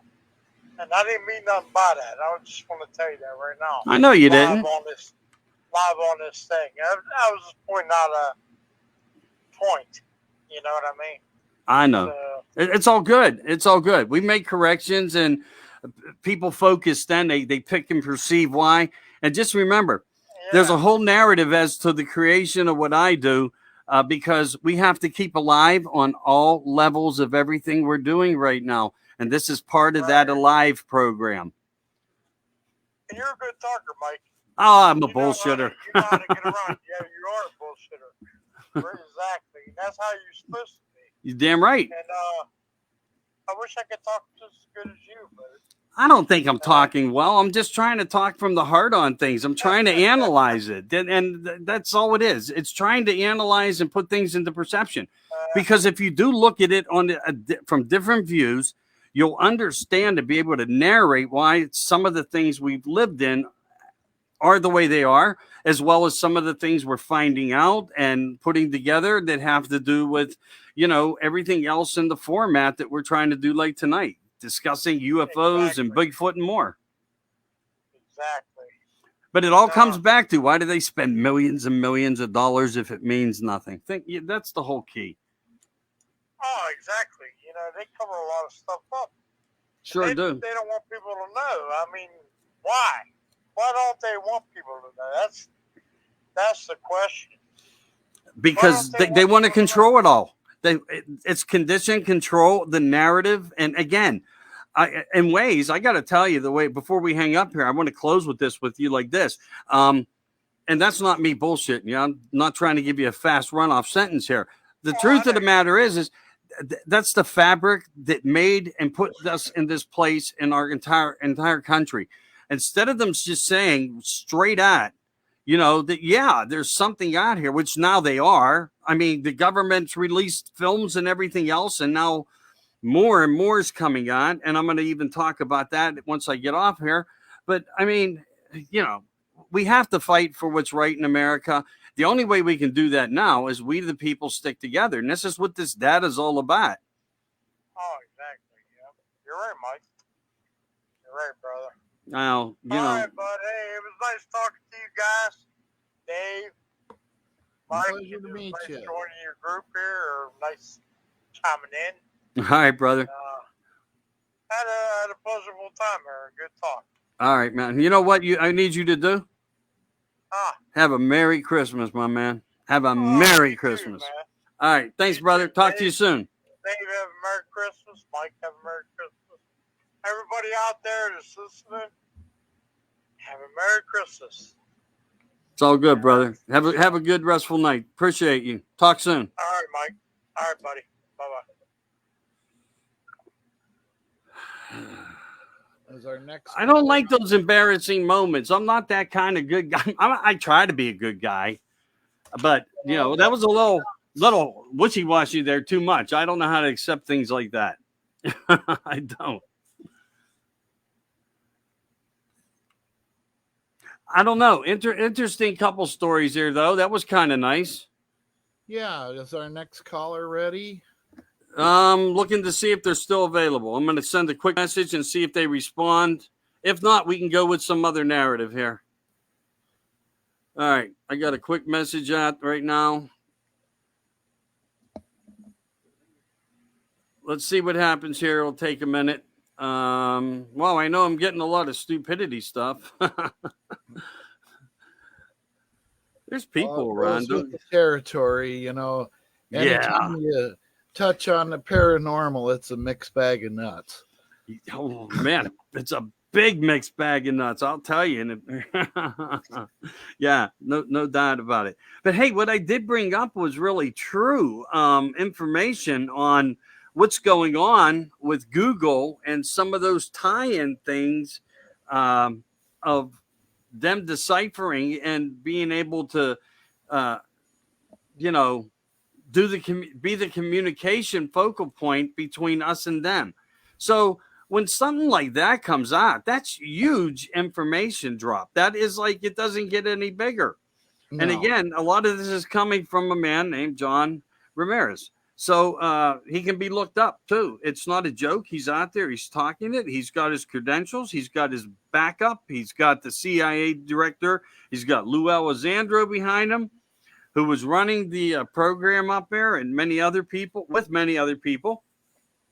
But, you know, they're all doing their thing for exposure. And I'm hoping it's a bigger disclosure that validates the Bigfoot as well, because there's narrative, all around that because of the orbs and the glowing lights and the things that people report before sightings or after what they think see as a sighting. So what are these orbs? And again, I wish Rosalind was on to give us some type of more clarity of narrative. I know what my thoughts are. Her thoughts might be just spiritual lighting, but there's something. And unless you see it, you don't know. And I don't always know if, as people describe different color lights, if that means it's a different color or different type of entity. You know what I'm saying? Like that? Well, and you look at like the Foo Fighters that were over Germany, they were reported to be in many colors. Yeah. And remember seeing that painting where it had like all these UFOs over Germany, and there were like 3 or 4 different colors around ones, and some of them were crashed into the ground and everything. Mm-hmm. So who knows? Now, the only orbs I've ever seen were during a Bigfoot encounter. They were bright white, but they didn't radiate any light off from them. And I would say they were approximately the size of like a volleyball. And they didn't move. It was there for a little bit, and then it was just like you flipped the light switch and it was gone. But I've seen that twice. Now, I know a lot of people report orbs during ghost encounters, UFO encounters. There's that footage near Stonehenge of a crop circle being formed, and you've got like these orbs flying overhead. What are they? Is it some kind of a alien probe or something? Is, kind of how some of those seem to be, and others, I mean, you look into the legends of the Willow of the Wisp, they were, bright lights over the swamp. What are they? I don't know. Well, yeah, and then you have some of the fairy tale land stories that, I call them the fairy tale land stories, and some claim that they're just the little people, which even the Indians talk about, that there was a tribe of little people. And they called them, some people reflected them as gnomes and trolls and different, elements and names, of course, how that goes. And they actually were in a war with them. So who knows? It's really crazy. It seems, though, as we're going into the winter solstice and things of that nature, there's always some type of lore or prophecy as dimensions change, that the veil becomes thinner. And when you think about it, there's places, I believe that that's possible, because there's places on this earth that gravity has no control in. We actually have 7 places that I know of on the earth where you can throw a rock over an area and it'll just linger there and float. Yeah. I think they got one of those places in southern Missouri, if I'm not mistaken, where rocks seem to move on their own. Well, I'm referring to things that actually can levitate, or if you try to walk in them, it's kind of like a vortex or a portal. We were talking about, I think, in one other podcast, possibly, and if not, if I'm mistaken. Well, and with sound, they've created like a miniature tractor beam to pick up small objects. I watched a video on it today, actually, where they had a series of little bitty speakers around in a circle, and they were able to pick up something. I don't know, it was pea-sized. I don't know what the material was made of, but it was suspended, and they were able to pick it up with this thing. So they're getting closer to make it, all this stuff you've seen in Star Trek. Well, little by little, it's becoming a reality, isn't it? Sure is. It really, really is. And I don't know if in the alignments with the astrology and some of the theories there, do we come closer to this other side, this other realm of whatever it is? Because, to me, it's there without a doubt that we're living with something else, and they could be living in our own house with us and we don't know it. How these crossovers work, you're not seeing the fabric of it. But wouldn't it be amazing if you woke up one morning and you had another house projecting out of yours, and you wake up and somebody's front door's on the other side of your bedroom wall? They just show up and it becomes solid matter. But I mean, could it be like that? And see, that's why I'm the mind bender. I think of all these weird things, but that's the case scenario to a lot of the things. Well, what about that reported city in the sky over China that people took pictures of? Right. And again, could that be some of our technology creating holographic? And let's talk about 9/11. Some people say that was a holographic plane. It didn't really happen like that. I'm not saying, and I'm not weighing evidence, but I am going to do a 9/11 coming up, narrated into a show where I'm going to share a lot of commentary, and I can't wait to do that. So I don't know, but I do know one thing: holograms and holographic technology works. Yeah, and it's come a long ways too. Right. You can stand in one place and look like you're in a total different place. And that almost is like, when you talk about like some of the theories of the Hilton hotels having jump rooms, and even one in Trump Tower, because we were seeing certain people being filmed to the Trump Tower and never leaving. Yeah. Because there's cameras that run 24 hours a day outside, and people were watching them through them. And I don't know if they were city public cameras, but they were reporting people going in. When we went through this whole turmoil of issue of things, they reported certain people went in and never came back out to date. So is the possibility that our government has, and I'd love to talk about it, but again, it gets into a 2-hour process of a show, and that probably wouldn't even explain the whole narrative of it. But it would put people in a mindset, because that's part of what Philadelphia was about when they. Well, sure. It was, They were it trying happened. to cloak the ship, according to the reports that we get, but it did much more than that. That's what they say. Correct. That's what they say. But are you aware that there were actually 2 ships? No. There were 2 projects. One was because they were working on time travel and trying to understand it with energies. Because from what I got it, the second ship was called Martha's Vineyard, and that's where the true testing was, and that's how they discovered certain things. And again, is it related to electromagnetic? Do they have to be close to a certain area to make it work, to get vindication that they're onto something more? Those places seem to have something to do with everything as well. Well, and you look, the government keeps a lot of stuff from us. Yes. And I believe for a fact that they've recovered at least a dozen crashed UFOs. And who's to say how much technology they've been able to reverse engineer? Right. And like microfibers and stuff like that, and the alloys, and they're coming up with all kinds of stuff, like metal that can retain its shape, like if it gets bent, it pops back all on its own. Yeah, isn't it fascinating that was Roswell's story? Just what you said there. That was all about Roswell. Well, and then wasn't it in Texas that a UFO crashed and they had thrown some pieces of it down the well, and then the people were having some kind of radiation sickness? That was in 1897, and also an alien was buried from it that they retrieved, I think. Well, yeah, there was a pilot, and then he was buried, and they had a marker, and then they removed the marker from the cemetery. But then when they went back, somebody had pounded a pipe in, and it didn't hit metal anymore. So something was recovered from that grave.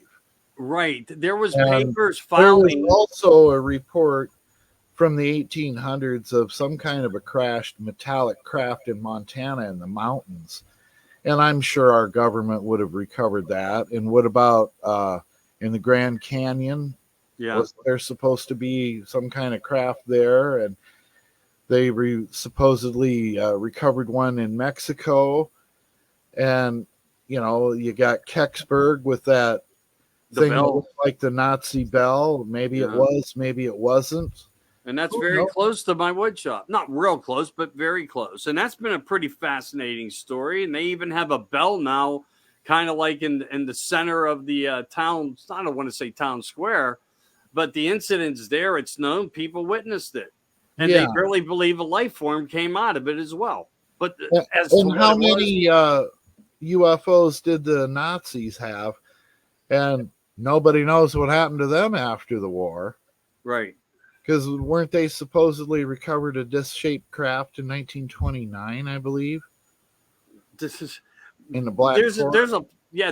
There's a pile-up list of information on all that, because I was actually fortunate that I was able to meet somebody in my younger days as a gas attendant. I don't know if I told you this, but I'll just be real brief. I had a guy used to come in later at night, and I worked the night shift, and I don't remember if it was between 10 and 1 or something like that. And I didn't see him often, but I saw him, and I always remembered his voice. His voice stuck out to me. It wasn't like radio voice, but it was different. And he was a physicist, I believe, and he worked for Westinghouse, if I'm not mistaken. I should know this because I sat in front of the guy's car door off the edge of the brim of the gas pumps and would sit and talk to him about what we're doing right now. And he was hosting radio shows about this before anybody was really getting into it. It was a not so hot topic. But he was getting paid nothing to do it, as he told me at one point. And but he enjoyed it, and he loved the investigations. And Pittsburgh was like a home to him in a certain way. And he loved a certain restaurant here. Anyway, I was just a young kid, and he died a few years ago. And his archive was so big, he had to give it to a college. And oh, cool.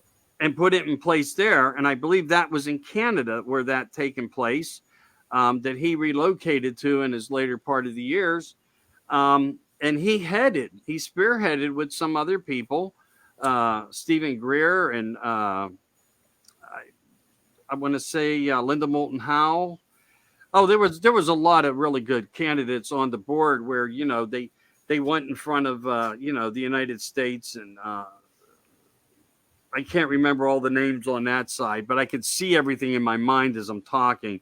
Wasn't prepared. But anyway, long story short, like we're doing here, we could get carried away and talk for 4 hours. That's what we would do. He would wait for me to fill up a car because it was, not a pay here pump thing. You still had a gas attendant in those days. Yeah. He'd wait for me to come back to the car, and he'd just sit there, listen to, music, had something to do. He kind of, I don't want to say he had a fascination, but I don't remember if it was jazz or samba or something. But anyway, I got to know him. His name was Stanton Friedman. And we shared stories. And let me say this. He shared stories and with me. And I was learning what my footsteps were going to be in those moments. Yeah. And they've never left those moments. I mean, I've been intrigued with shipwrecks. That's why I brought up about the shipwreck that, off the Mediterranean coast down there that they just found with the bronze and gold coins and things. Because things like this fascinate me. What is our history? What is man? Who is man? Well, we know we are, in my eyes, no matter how it's written, we're hybrids already. And they're talking that there is a new generation of them here. Or in some cases, they call them clones. And that's when I say, how far is technology too much technology? And, that's going to have to be up to we, the people, at some point, if we ever get control of the mechanism of what makes this earth turn or move. Yeah. And one of the other, go ahead. Jeff Goldblum had a really good quote in Jurassic Park. Just because we can doesn't mean we should. Oh, yeah. And that's, I like that line. That was a well written line, and delivered well. And that's true. That's true. Be careful what you touch. The flame might be hotter than you ever think. Well, some of this stuff with science, I mean, when do we say enough? This goes too far. It's time to stop that. Well, I mean, yeah, I know. I think in narratives of what we're living in now, and we already have disclosed in our opinions what we think should stop, of course, and they're narrating around every which way they can. But at least there's some things happening and some good's coming out in some ways. But as good comes, bad effects come along with them. It's a definite war. And it's war in many ways. Because you know what? Even about like Bigfoot and UFOs, I mean, hey, we were the conspiracy theory. We were the bad people. And, and we've always been ousted, if you think of it. We truly have. Oh, sure. Yeah, don't get to know them. Yeah, it's just like, people weigh on bikers. And I'm not saying that every bike group out there wasn't doing something wrong or didn't have their hands in something, but there was a lot of guys who rode bikes in the military, came out, they were soldiers, they were vets, they just wanted to ride a bike. They grew their hair a little long because they got tired of the crew cut or whatever the deal was. They just wanted to be men, the way they wanted to live free. And to have the brotherhood that they missed in the military. Right, and everybody judged everybody like, hey, don't be careful, those guys. They got beards and hair, And some of them were the biggest teddy bears in the world. But again, there's always a little different of who people are and how they act, and It's called taboo, like with It tattoos. sure is. Yeah. If they got tattoos, oh, they're a bad person. Well, I got some. I don't think I'm. Well, a bad that was the truth of the whole matter for a long time. I mean, the tattoos, yeah, that was an issue. And then, of course, it was a welcoming for all the chicks to get the tramp stamps on the back of their, lower back panel and whatnot. And hey, that's fascinating. It's hot, So it's amazing how time does change things, and generations have changed. How that all works to become more acceptable in many ways, I don't know. I think I was blind in some ways. Hollywood kind of pushed it. I mean, they push a lot of things. It seems like anymore they're trying to push some kind of a homosexual agenda because. Oh, that's big time. Kill the manhood. Kill the brotherhood. Well, I mean, you look at all these new shows and you've either got guys kissing each other or women kissing each other, and what happened to all this family friendly time, I mean, is this what you're teaching your little kids? And I mean, they are a minority. Let's just call it what it is. It is, yeah. And not everybody finds that to be acceptable behavior. And I mean, it's like they're really pushing hard on it, and I don't understand why. Well, to be honest with you, they kind of trapped a lot of the people. Personally, my feeling on it is what two consenting adults do, as long as it doesn't involve children, really ain't none of my business. I just don't want to see it, too much of it out in public, Right. What's behind closed doors and what's agreed upon mutually between consenting adults. And like, I don't have any right to tell you who to love. I mean, right. Right. You love whoever, okay, just as long as it don't involve children, Right. Well, again, I think it was all a conditioning trap because of how and what the government has their hands into. And a lot of people won't look at this narrative, but if you put this narrative in place, we were conditioned through a lot of things, and some of them weren't totally legal, which then when things aren't illegal, people sort of look because they just want to neb at it. And not everything's exactly bad. It may be judged as bad, but the point was they used it against us as a CIA plan to utilize a narrative. And when you watched porn, they narrated from what was men and women to become more girl or two girls and a guy, and that this narrative took off of this wave of a different thing. Now, again, we can go back thousands of years and prove that this is how people acted openly in parties. I mean, there's things in the Bible of activities that went on, of course, Well, it's you got never Sodom changed. and Gomorrah, and God destroyed it. Well, the big boom.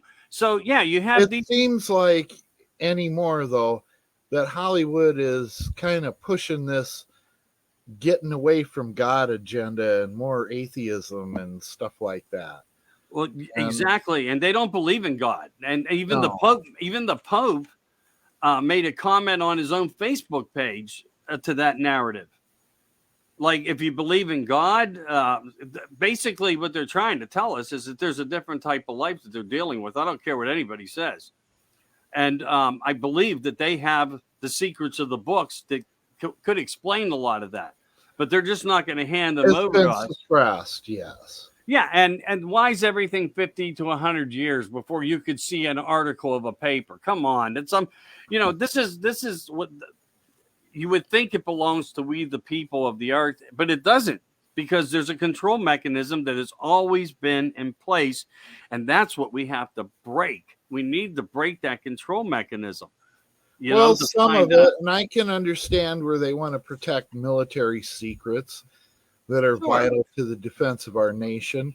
I don't have a problem with that. But, some of this stuff, like what happened during the Kennedy assassination, release it all, regardless of who was involved. Agreed. I mean, Agreed. it's been long enough now that that information isn't going to affect anything. You still get up tomorrow, you still put on a sock on each foot and a shoe on each foot, and you go on about your day. Well, you got to understand, and this is the truth. You got to understand this. The fact that this is the bloodlines are still in places in certain ways, and we, the people, would want them ousted the minute we find out who it was. Yeah. So that would break up a big part of everything going on right now in America, and that can't happen because Trump wanted that information out. Trump spearheaded that information. And I wish they'd let go a lot of different things that they don't. But oh my God, I would love it. We, it's need to know, and they feel we don't need to know. And so they mark it as classified, and that's the end of it. And only a limited amount of people know. But in this day and age, there's a lot more information available to mankind than ever was before. And they say our intelligence as a species doubles every 2 years, and that's kind of scary. Yeah, you know what? And I don't even, I'd like to see them prove how many people's in the world. Because you know what? The truth of the matter is, there was certain types of statistics done about 3-4 years ago, and the numbers were nowhere near 7.3 billion people in the world. They weren't even there. And go back into like the Holocaust. That was an up number. Okay? Go into this whole deadly makeup of a plan, where we're at now. They're willing to provide $9,000 to every family as long as you say it happened from this. Yeah. If you lost a loved one, just let the hospital show record that it was this. Why? What happened to pneumonia? What happened to the flu? Yeah, 1918. I had that on one of my posts today. Yeah. All that vanished. Right. 1966, 1918, and people lived. People, 1918, people were just finding out what aspirin was going to do. You know what I mean? If you took a little aspirin for a fever or whatever. They suffered through it. They got through it. They lived, and some died. That's always going to be a case scenario. Not prepared for anything like that to happen. A wave of a flu comes in, you get really drastically sick. I get it. But where are we as a society and as humanity? We're here in 2021 right now, living the worst thing ever. And many millions refuse this thing, and they're more healthy than the ones that have it. So they have received the medication. And it's just sad. It's just sad that we're put there. But again, if you get the vaccine, they say you can still catch it and spread it. Well, then the vaccine obviously isn't effective. So with all the side effects that have been reported, I'm not going to get it. And, Israel just said it's okay to start the fourth booster and as well start the children. So I don't know if that's a 2 to 5 zone. And to me, that's just satanic, because if you go and you really look at what Israel's about, they're still practicing things that you and I would never in our lives approve of, but yet we keep our mouths shut about it.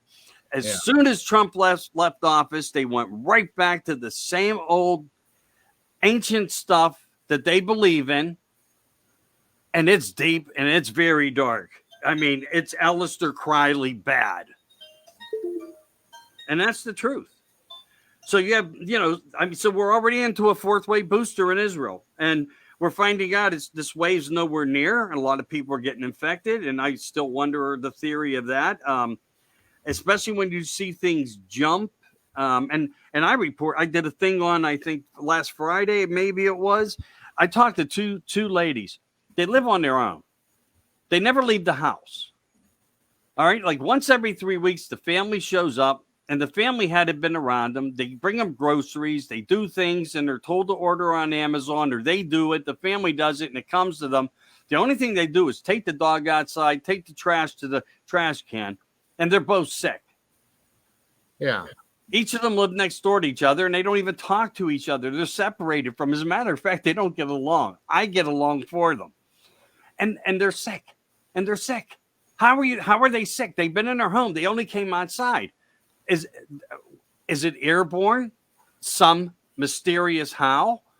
So, and then, I really think what we're seeing above our heads is weaponry in many different ways. Whether it's weather related or hiding things, or they don't want us to know things because there's things being seen worldwide and more being reported on. Let's face it, technology put the cameras in everybody's hands, and that's why that trap's set. They did it to themselves. Yeah. Now they're trying to cover it up with this is cloud seeding, this, that, this, you can't have that. But tell me, when you logically think about this, somebody in their 70s that doesn't leave the house except to let the dog out, okay? They shouldn't get it. They're living like a hermit. No human contact except for a TV set. Is it coming through the TV? Come on. Yeah, I know. This is ridiculous. So well, I've heard a theory about the 5G phones. Well, there's many theories about 5 and 6G. And there's actually 6 and 7G already, but it's military. But go ahead, cuz. Tell me what you know. Well, they say that can activate the COVID. Well, I thought I heard something about that with electromagnetic or lighting once you've been vaccinated. These women have never been vaccinated. You might be onto something there, that it could have something to do with some type of something once you had, well, maybe you got devil's juice to it and you didn't catch it, but you're basically being like a carrier, and that phone could activate it, and then you catch it. It's an interesting theory, but have you ever thought about? Have you ever well, thought about the aerosol?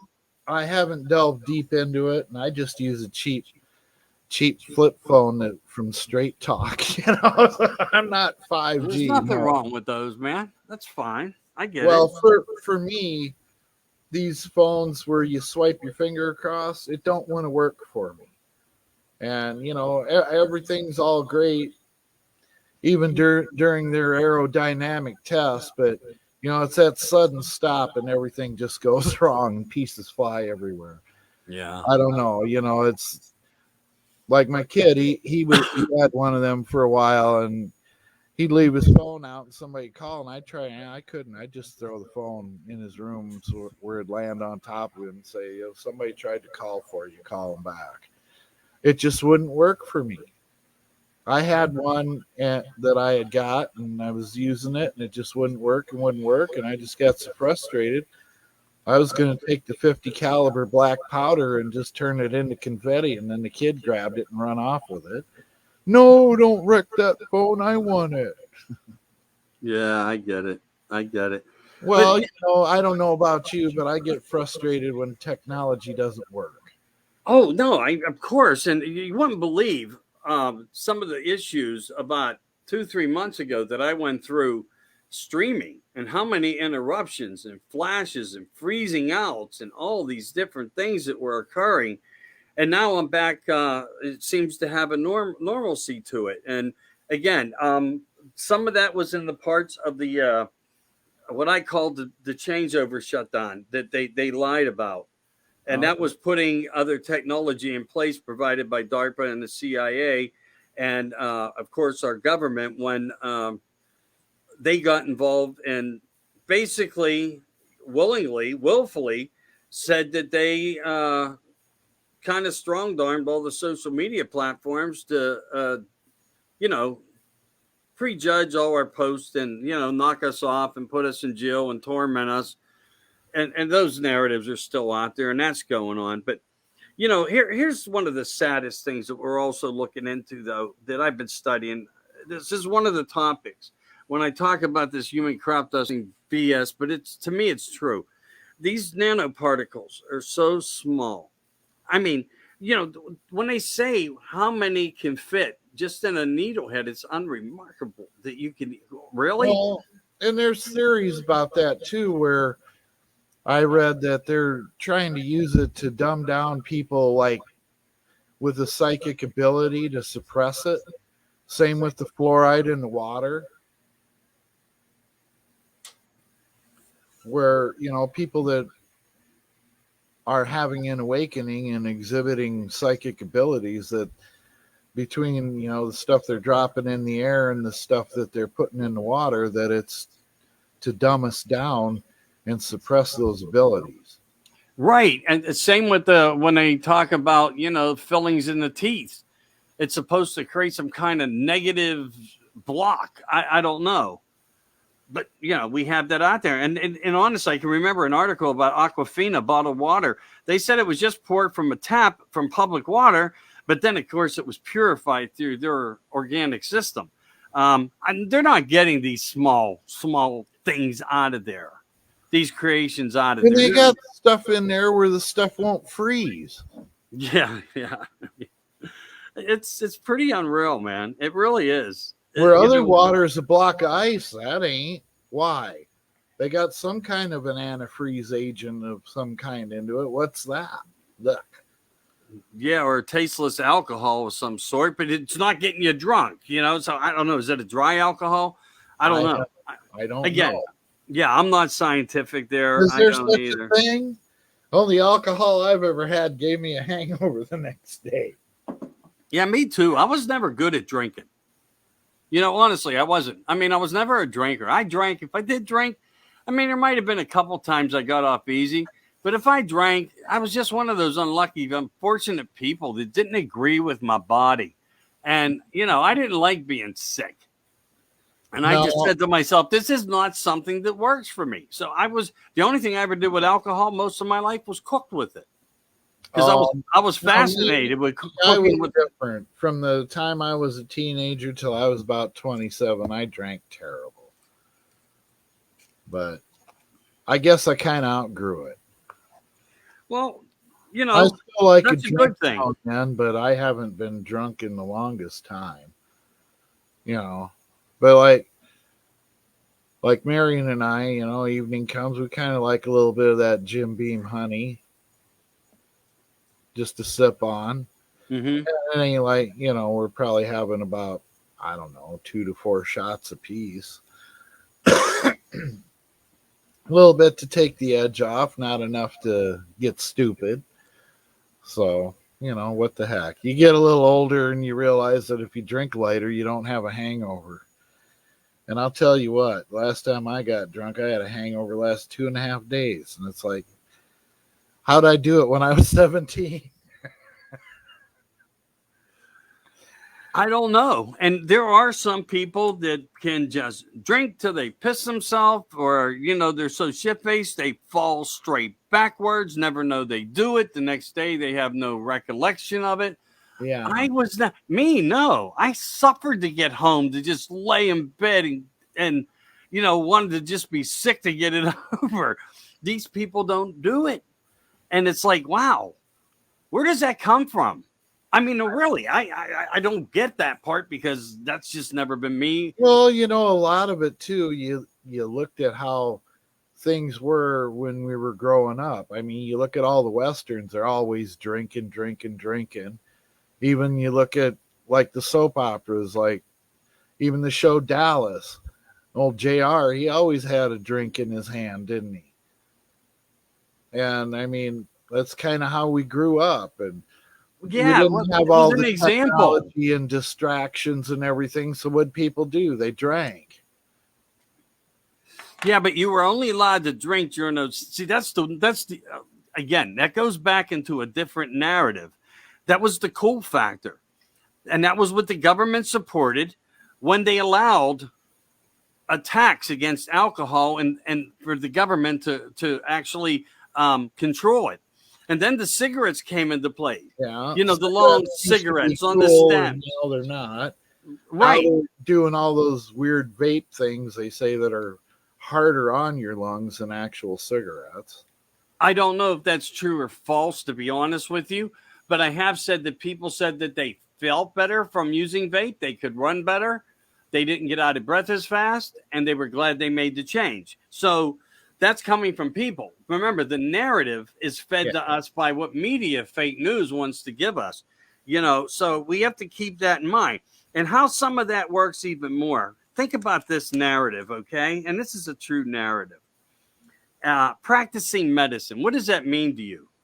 That's a narrative and slogan. Oh, my son, he practices medicine down on Meadow Street. Go visit with him. He'll make you well. He'll take care of you. He practices medicine here.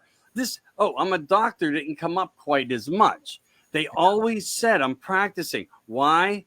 Because they knew in science they didn't know how to cure really a damn thing, and they had to practice it. And by telling you that they were only practicing medicine, protected them from saying, I can cure anything. I can help you. I can navigate you, and I can run up all your hospital bills, your hospitalization, peek out your copay before we can truly give you the results. And that's where we are, testing, experimenting, and practicing on you, the people. Don't allow it, because that's what they're doing. Well, I'll give you a prime example of that. This year, my sister had passed away from cancer. A week before she died, they were wanting to give her chemo. Well, what good's that going to do? Yeah. When you're that far gone, what is the point other than to pad the bill as much as they can right before you die? Sure. At least and you know what's even sadder than that? Even if they're padding the bill, now if you had to pay it yourself, you'll pay 10 times the amount versus a health care. And that's an unfairness to the American people as well.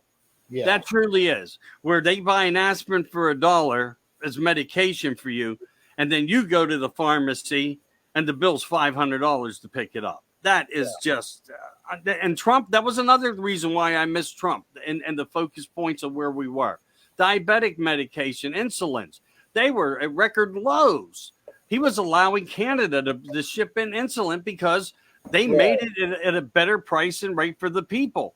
And no, that couldn't happen. They shut the border down. It's still not functioning in Canada. Well, what about the ripoff on those EpiPens? And he made them put it at a reasonable price, like $50 instead of $1,800. Yeah, I read a little bit about it.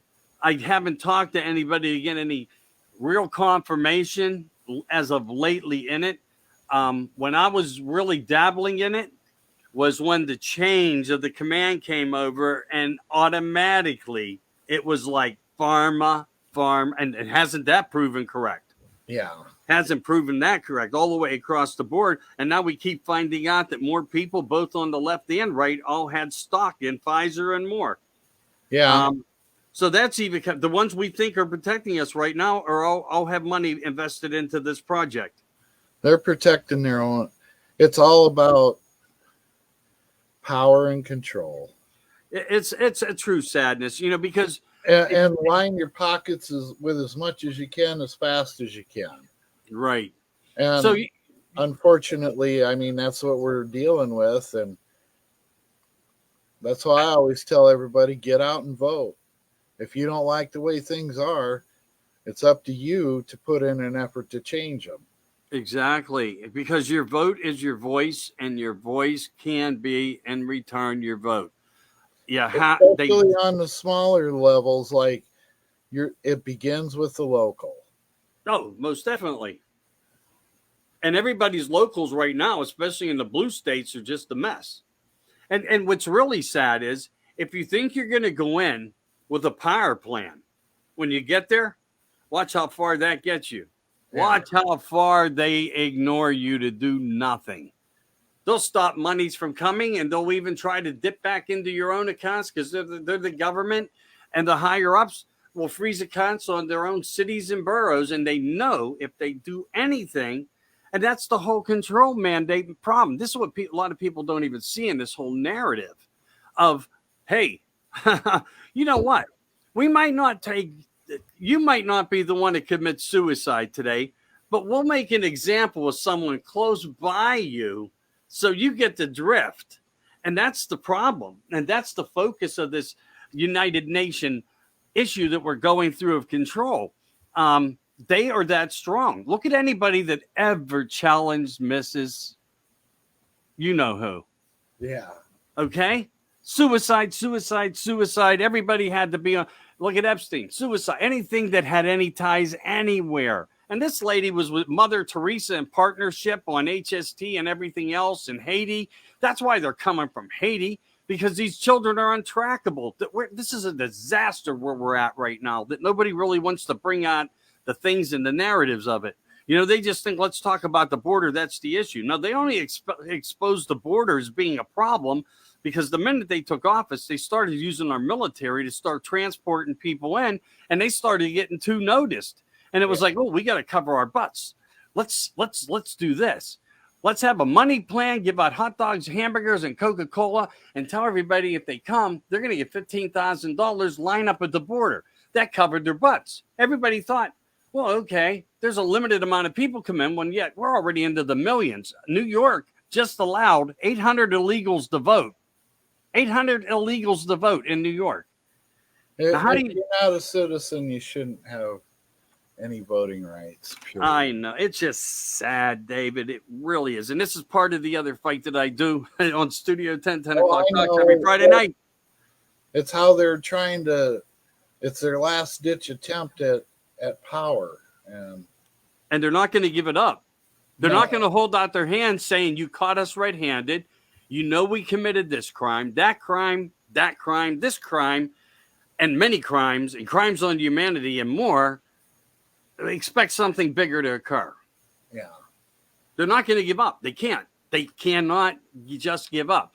We can stand strong into 2022 by changing some more seats and create some serious power struggles on corporation law and freeze a lot of things. Once we have, again, it doesn't matter what the corporate laws versus the common laws of what we understand, normality laws, because America lost its rights when we became a corporation, which we were sold out by our own government back then. But that was all a plan to take over to happen, so it didn't matter. It occurred, and people agreed to let it occur. But here we are in this one. So if we do fill the seats, our only fight is hoping that we can control Senate and Congress enough to where we shoot everything down. Yeah. And that's why they're using every other narrative. If they wanted to make everybody fall over right now, they could do it. Take Project tonight in 2001, David. They created a project called Dark Winter. And another place that I think it occurred was Andrews Air Force Base. And it was all for bioterrorism. So don't think that we have not been preparing on them knowing how to protect the United States. And just the other day, or maybe it was even this morning, Biden just signed another piece of paper to have reinforcements come back to the Capitol and White House, National Guards, to start securing it. Why is that happening? Because he's sticking his nose in over at the border, and he's afraid something might happen through Russia, maybe. And he's trying to protect Ukraine because laptop. He was in bed with Ukraine. Another thing, you know, if he was duly elected, why would he need all these military occupying Washington, D.C.? I know. They're guilty of that crime too. You know. I mean, no other president ever had it. I mean, shit, they didn't even have that during the Civil War. No, never. And didn't the South come and burn down the White House in the Civil War? Yeah. This ain't the first White House. It's been burnt. Well, right. I think it is, but they rebuilt it. It had extensive fire damage, but yeah, during the course of the Civil War, and then they rebuilt it right on the same location and everything. But yeah, it got fried pretty bad. Yeah, it was a disaster. That's why, you know, they never had any 50,000 troops, and I think it's ridiculous. You know, it sure is. And all the wire and everything up. I mean, come on. I mean, it's almost like they turned DC into a prison or something. It really is just that, though, in ways. And it's a disaster because I have a couple people who follow you and me now. Izzy's up there, and her son has a business and so forth, and they hate it. I'm sorry. Maybe it's not her son. We have a few friends listening to us right now who sent me some messages back through. And it's a disaster up there, and it's turning into a warfare. And there used to be something called the SIU, New York's Best. and they were in place to stop the drugs and the criminal activities. And I tell you what, they actually had no disclosure. They had the answer to nobody. They were told to go in and clean it up because New York was in a bad place once upon a time before. Yeah. They did it. They were very successful. You just never questioned their methods. But they made things happen. They cleaned that city up. They made it stand with promise and development. And now look at where it's at. It's like a total failure. You know, I go run in the mall here in Pittsburgh. This is not a joke. I'm thinking if there's 10 businesses, and this is one of the biggest malls, I go up there to walk because it's real cold out and I want to keep doing some type of exercise outside of using little weights and so forth because I got torn rotator cuffs, carpal tunnel in this hand twice, this one 3 times, this problem, that problem. So I use them limitedly because I don't want to tear anything more and I don't want to lose my cranes because I can't lift my arms over my head. I can, but not very well. And I fatigue out immediately if I do a few things. So just trying to stay fit. There's nothing open. There's nothing even in it. There's a Macy's, a Chinese restaurant. You would like it. We talked about Chinese food. But I mean, there's nothing there. The food court is completely shut down. There's like a bed and bath. Ghost town. It's a complete ghost town. I joke with people. Where are you? I'm up at the mall because there's nobody there. You can go up 2 laps around a mile. That's how big this place is. And there's nobody in it. And they get pretty high rent. And if you don't have any customers, how can you pay the rent? I don't even know how it exists. And it's been through foreclosure. And then the bank bought it back to themselves for like some frivolous $1,000 or something. I don't know. Some weird deal went there. But that's what Pittsburgh's about. Making weird deals happen for what? Who? The banks. And, you know, we can talk about banks, too, because they're part of the whole mechanism of the control of every corporation structure. And again, why? Why was that necessary to become that strong? So they controlled all productivity. If they kill all the smalls, they can force you to stay home, shut the stores down, and everything comes by delivery. Yeah. And the big corporations flourish. Oh, without a doubt. The small man's gone. We need more mom and pop stuff. We need entrepreneurs, right, to start businesses and put people back to work, right, and to have national pride. I mean, how proud can we be these days? Our government's a mess. You can't do nothing. You can't succeed. They want to just keep you locked up. Well, that's not living. No, not by any means. That's why I withdraw from society. I don't blame you. I live out in the country just away from people like that. Well, you know, I do too. I'm doing everything. Go into a store and some busybody comes running up to you.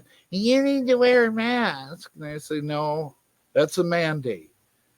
I said, I'm not going to break federal law and commit a felony over a mandate. Well, what do you mean? I said, well, when you conceal carry, it's illegal to wear a mask. And whether you're concealed carrying or not, if they think you are, they generally don't give you too hard a time after that. They just maybe it should be a narrative that the rest of America is using. But you know what? They'd have the place surrounded with SWAT because, you know, and again, too, these officers, too, they're running into holy hell still. They're going through where they can't do their jobs. You know, something else that came out now that's mind blowing. And this is a true fact. We know that BLM has failed. And, you know, I'm not trying to go down this deep rabbit hole here, but they have. They stood up for absolutely nobody, nothing, unless it had to do with their own profit, buying houses in California, becoming rich and wealthy. It was all against the police department. Oh, well, that was part of the narrative of it. Well, it's not that they failed. What they wanted to do was they wanted to federalize the police. Yes, and they wanted to federalize all agencies. The purpose of it, and that's why where they were going to have their protests and whatnot, there were all these pallets of stones and bricks and stuff delivered. Right. Where they were anticipating it. Soros weaponries. If you look at it, it's all the same things that occurred in Germany. Yeah. Yeah, and it's just history repeating itself. But with this movement failing as big as they have, now there's a new handout, and they're called the Black Empowerment Movement. They'll be taking over for the BLM product division that has failed. So you'll be slowly hearing about this new movement of the Black Empowerment. And you know what? I have friends of all colors. I even rent to some people at Keller. I mean, you know, I don't judge them. You want to live here, whatever. You know, it doesn't matter to me. Pay your rent. It's fine. Some of them call me mom and dad. You're either a good person or you're not. Right. I'm like their dad, and I'll show up and they say, "Hey, pops, what's going on, Dad?" You know, they treat me like that. They really do. And you know, as much as they can drive me nuts, and they can. And if she's listening to me right now, she knows exactly who I'm talking about. But no, so you know, don't tell me how we haven't gotten along. This narrative of Keller and stuff. I mean, you know, our grandfathers fought in wars. Black men of Keller carried white men out, saved them to get home, to be with their family one day again, and were successful in doing it because there was a brotherhood. You know, there was a growth of acceptance, of love together, fighting for a cause of America, and the saddest part of that cause. And we carried each other out in Kellers, too. Don't think that didn't happen. And some of the best pilots, you know, oh, my God, you know, they were people of Keller. They did some of the most damaging war damages out there. But, you know, again, there's this whole scenario that they want to bleed into the fabric of America and to destroy it. And they've been very innovative. These think tanks are phenomenal when it comes to their art in war. But, you know, when you have 120 years to plan it, yeah, you can get a lot done. Yeah. Hey, listen, we're going on over 2 hours now, more than 2 hours. I'm going to have to say, it's like Merry Christmas time. We're going to have to quit. When are we going to, I don't know. Maybe we'll take Sunday off. Oh, why stop now? You know? Because I'm tired. No, I mean like Sunday. Oh, yeah, no, I'm just joking with you. I don't do Christmas real well because for me, that's Christmas Eve was the day that my mom died. So I'm not real in the Christmas spirit. And but again, yeah, my heart once I get through that, I'm good to go, you know, but I have like a, you know, Christmas Eve and Christmas Day, just kind of sad time for me. Yeah, I get it. I truly do. I truly do. And, you know, we see a lot of death around holidays. I don't know why family members choose to leave at those points in times, or the narration of it is all within the creation of it. I don't know. But, you know, we can think about the family that's not with us. And at least we have those memories. Nobody can steal any of that from us in this day and age. We have that right to thought, to think. And always remember that, America. They were better times, in my opinion. They were. And we're not real old. I mean, we are in a way, and I get that. But I mean, you know, to me, I'm still here in this whole fabric of life. And I feel like in my mindset, you know, and I do this. I sit down with kids, 30 years old, 35, 40 years old, some even younger. I have fantastic conversations with them and relationships with them that are just like, they don't judge me for being this older guy, you know. If I needed something from them, I could make a phone call and they would handle it for me in a heartbeat.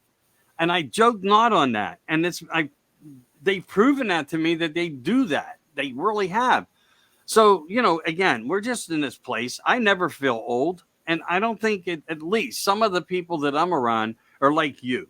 We have a mindset that's different. And there's still some people out there really strong. Just some people aren't voicing enough or maybe taking enough physical actions, because sometimes it's more important to have a voice and to create a physical action if something will happen. And I'm not talking in any type of physical damaging effect. I'm talking about grassroots effects of smartness and lawfulness, of helping structures and things, and helping us get to the bottom of the truth of Bigfoot and aliens and America and the global issue, because we got rock stars out here, man. And I got a lot of warriors at the 10. You know, these girls are my angels of God. These girls, they really are. And they come and met for men and women. I call them the warriors of the 10. And I take my hats off. And they given me support from day one, coming in, doing these shows. And I'm with them, for them. And I try to speak through their voice. If they post something, every show I try to narrate on topics of what I've seen, because they cared enough to express it. And the only self-expression that people have right now, and that's why they totally rely on this social media, is in many ways the last 2 years, especially, you know, everybody's been suppressed and locked down and more, or lost jobs, are now afraid to go out because they don't want anything bad to happen to themselves, you know, are forced into anything they don't want. But we're seeing these. Time to just say enough, and it's time for people to start to live again. Well, I think people are trying, but the narrative of, you know, the fake news vaccinating people's minds with information and control mechanisms. And, you know, this Project Mockingbird was a big part of the CIA narrative of how this all happened. That's an interesting topic if you ever want to look into that and narrate through it. And Anderson Cooper's one of them. He worked it within him, and guess where he's at? Yeah. He's sitting behind a desk, man, news anchor, condoning anybody with a proper thought about anything. And that's why, you know, when you see the Como brothers, the Como homos leaving, I couldn't have been more ecstatic, you know. I really couldn't be, because they were some ignorant people. They were bad. They were ignorant. They caused a lot of ill effects, and that man needs to at some point. I pray to God, because I do follow law, litigations, and things to come, that they're handpicked, and I do believe that their names are going to be categorized into handpicking under the Nuremberg laws and trials, where there's a whole different platform of a different element of people who will bring them to some type of justice for us. And again, it's a big wish list, but you know, that's all I got. But if you want to make my Christmas, everybody out there that catches on to this, whether you get this off the post on YouTube or Facebook, subscribe to us. You'll be able to hear us all the time. You'll get zapped to let you know. If you don't watch it live, you can watch it later. It doesn't matter. It's up to you. I want to thank you guys. David, I am going to cut out. I want to get something to eat. It's getting rather late. I like to eat something before I go to bed because of the diabetic syndrome, and I don't want it to ever come back, because I've been in control. And I am, so it's an hour later there for you. Yeah, I'm getting around here 11:30, I think, or a little after. Yeah, I'm Central Time, so it's only 10:30 for me. It's been fun, but for me in America, I'm done. Merry Christmas to you all. I'll be posting dumb stuff, I'm sure. Merry Christmas, everyone. And yeah, definitely. We're all going to talk back to you soon again. David, blessings to you guys down there. Stay safe. Hope Andy doesn't bother the windows too much, and enjoy your honey brandy. And hello to your other half. I guess that's the only way I should say it. Yeah, Marion. She went Marion. to bed already. She's pouring them already?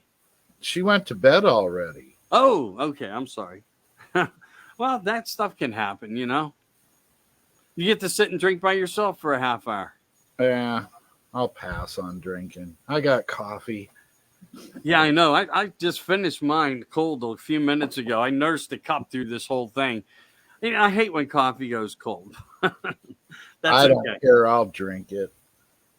I get it. I understand. You know, we still have people floating into the room right now. You know that? We really do. Well, Edward Walsh is around still, and Jen Woodruff's been in. I don't even know if this is actually functioning right. Sometimes this device doesn't give me the updates, but I'm surprised to see that there's still, like, it's never been like jump mad crazy, but the whole evening as I side glanced over or saw like things pop up through peripheral vision, there's been a good amount of people. Yeah, they're still throwing like stars and hearts up into the air. Fantastic show. Thank you. Hey, JW. I'm sorry. How are you, sweetheart? Thank you for offering cookies.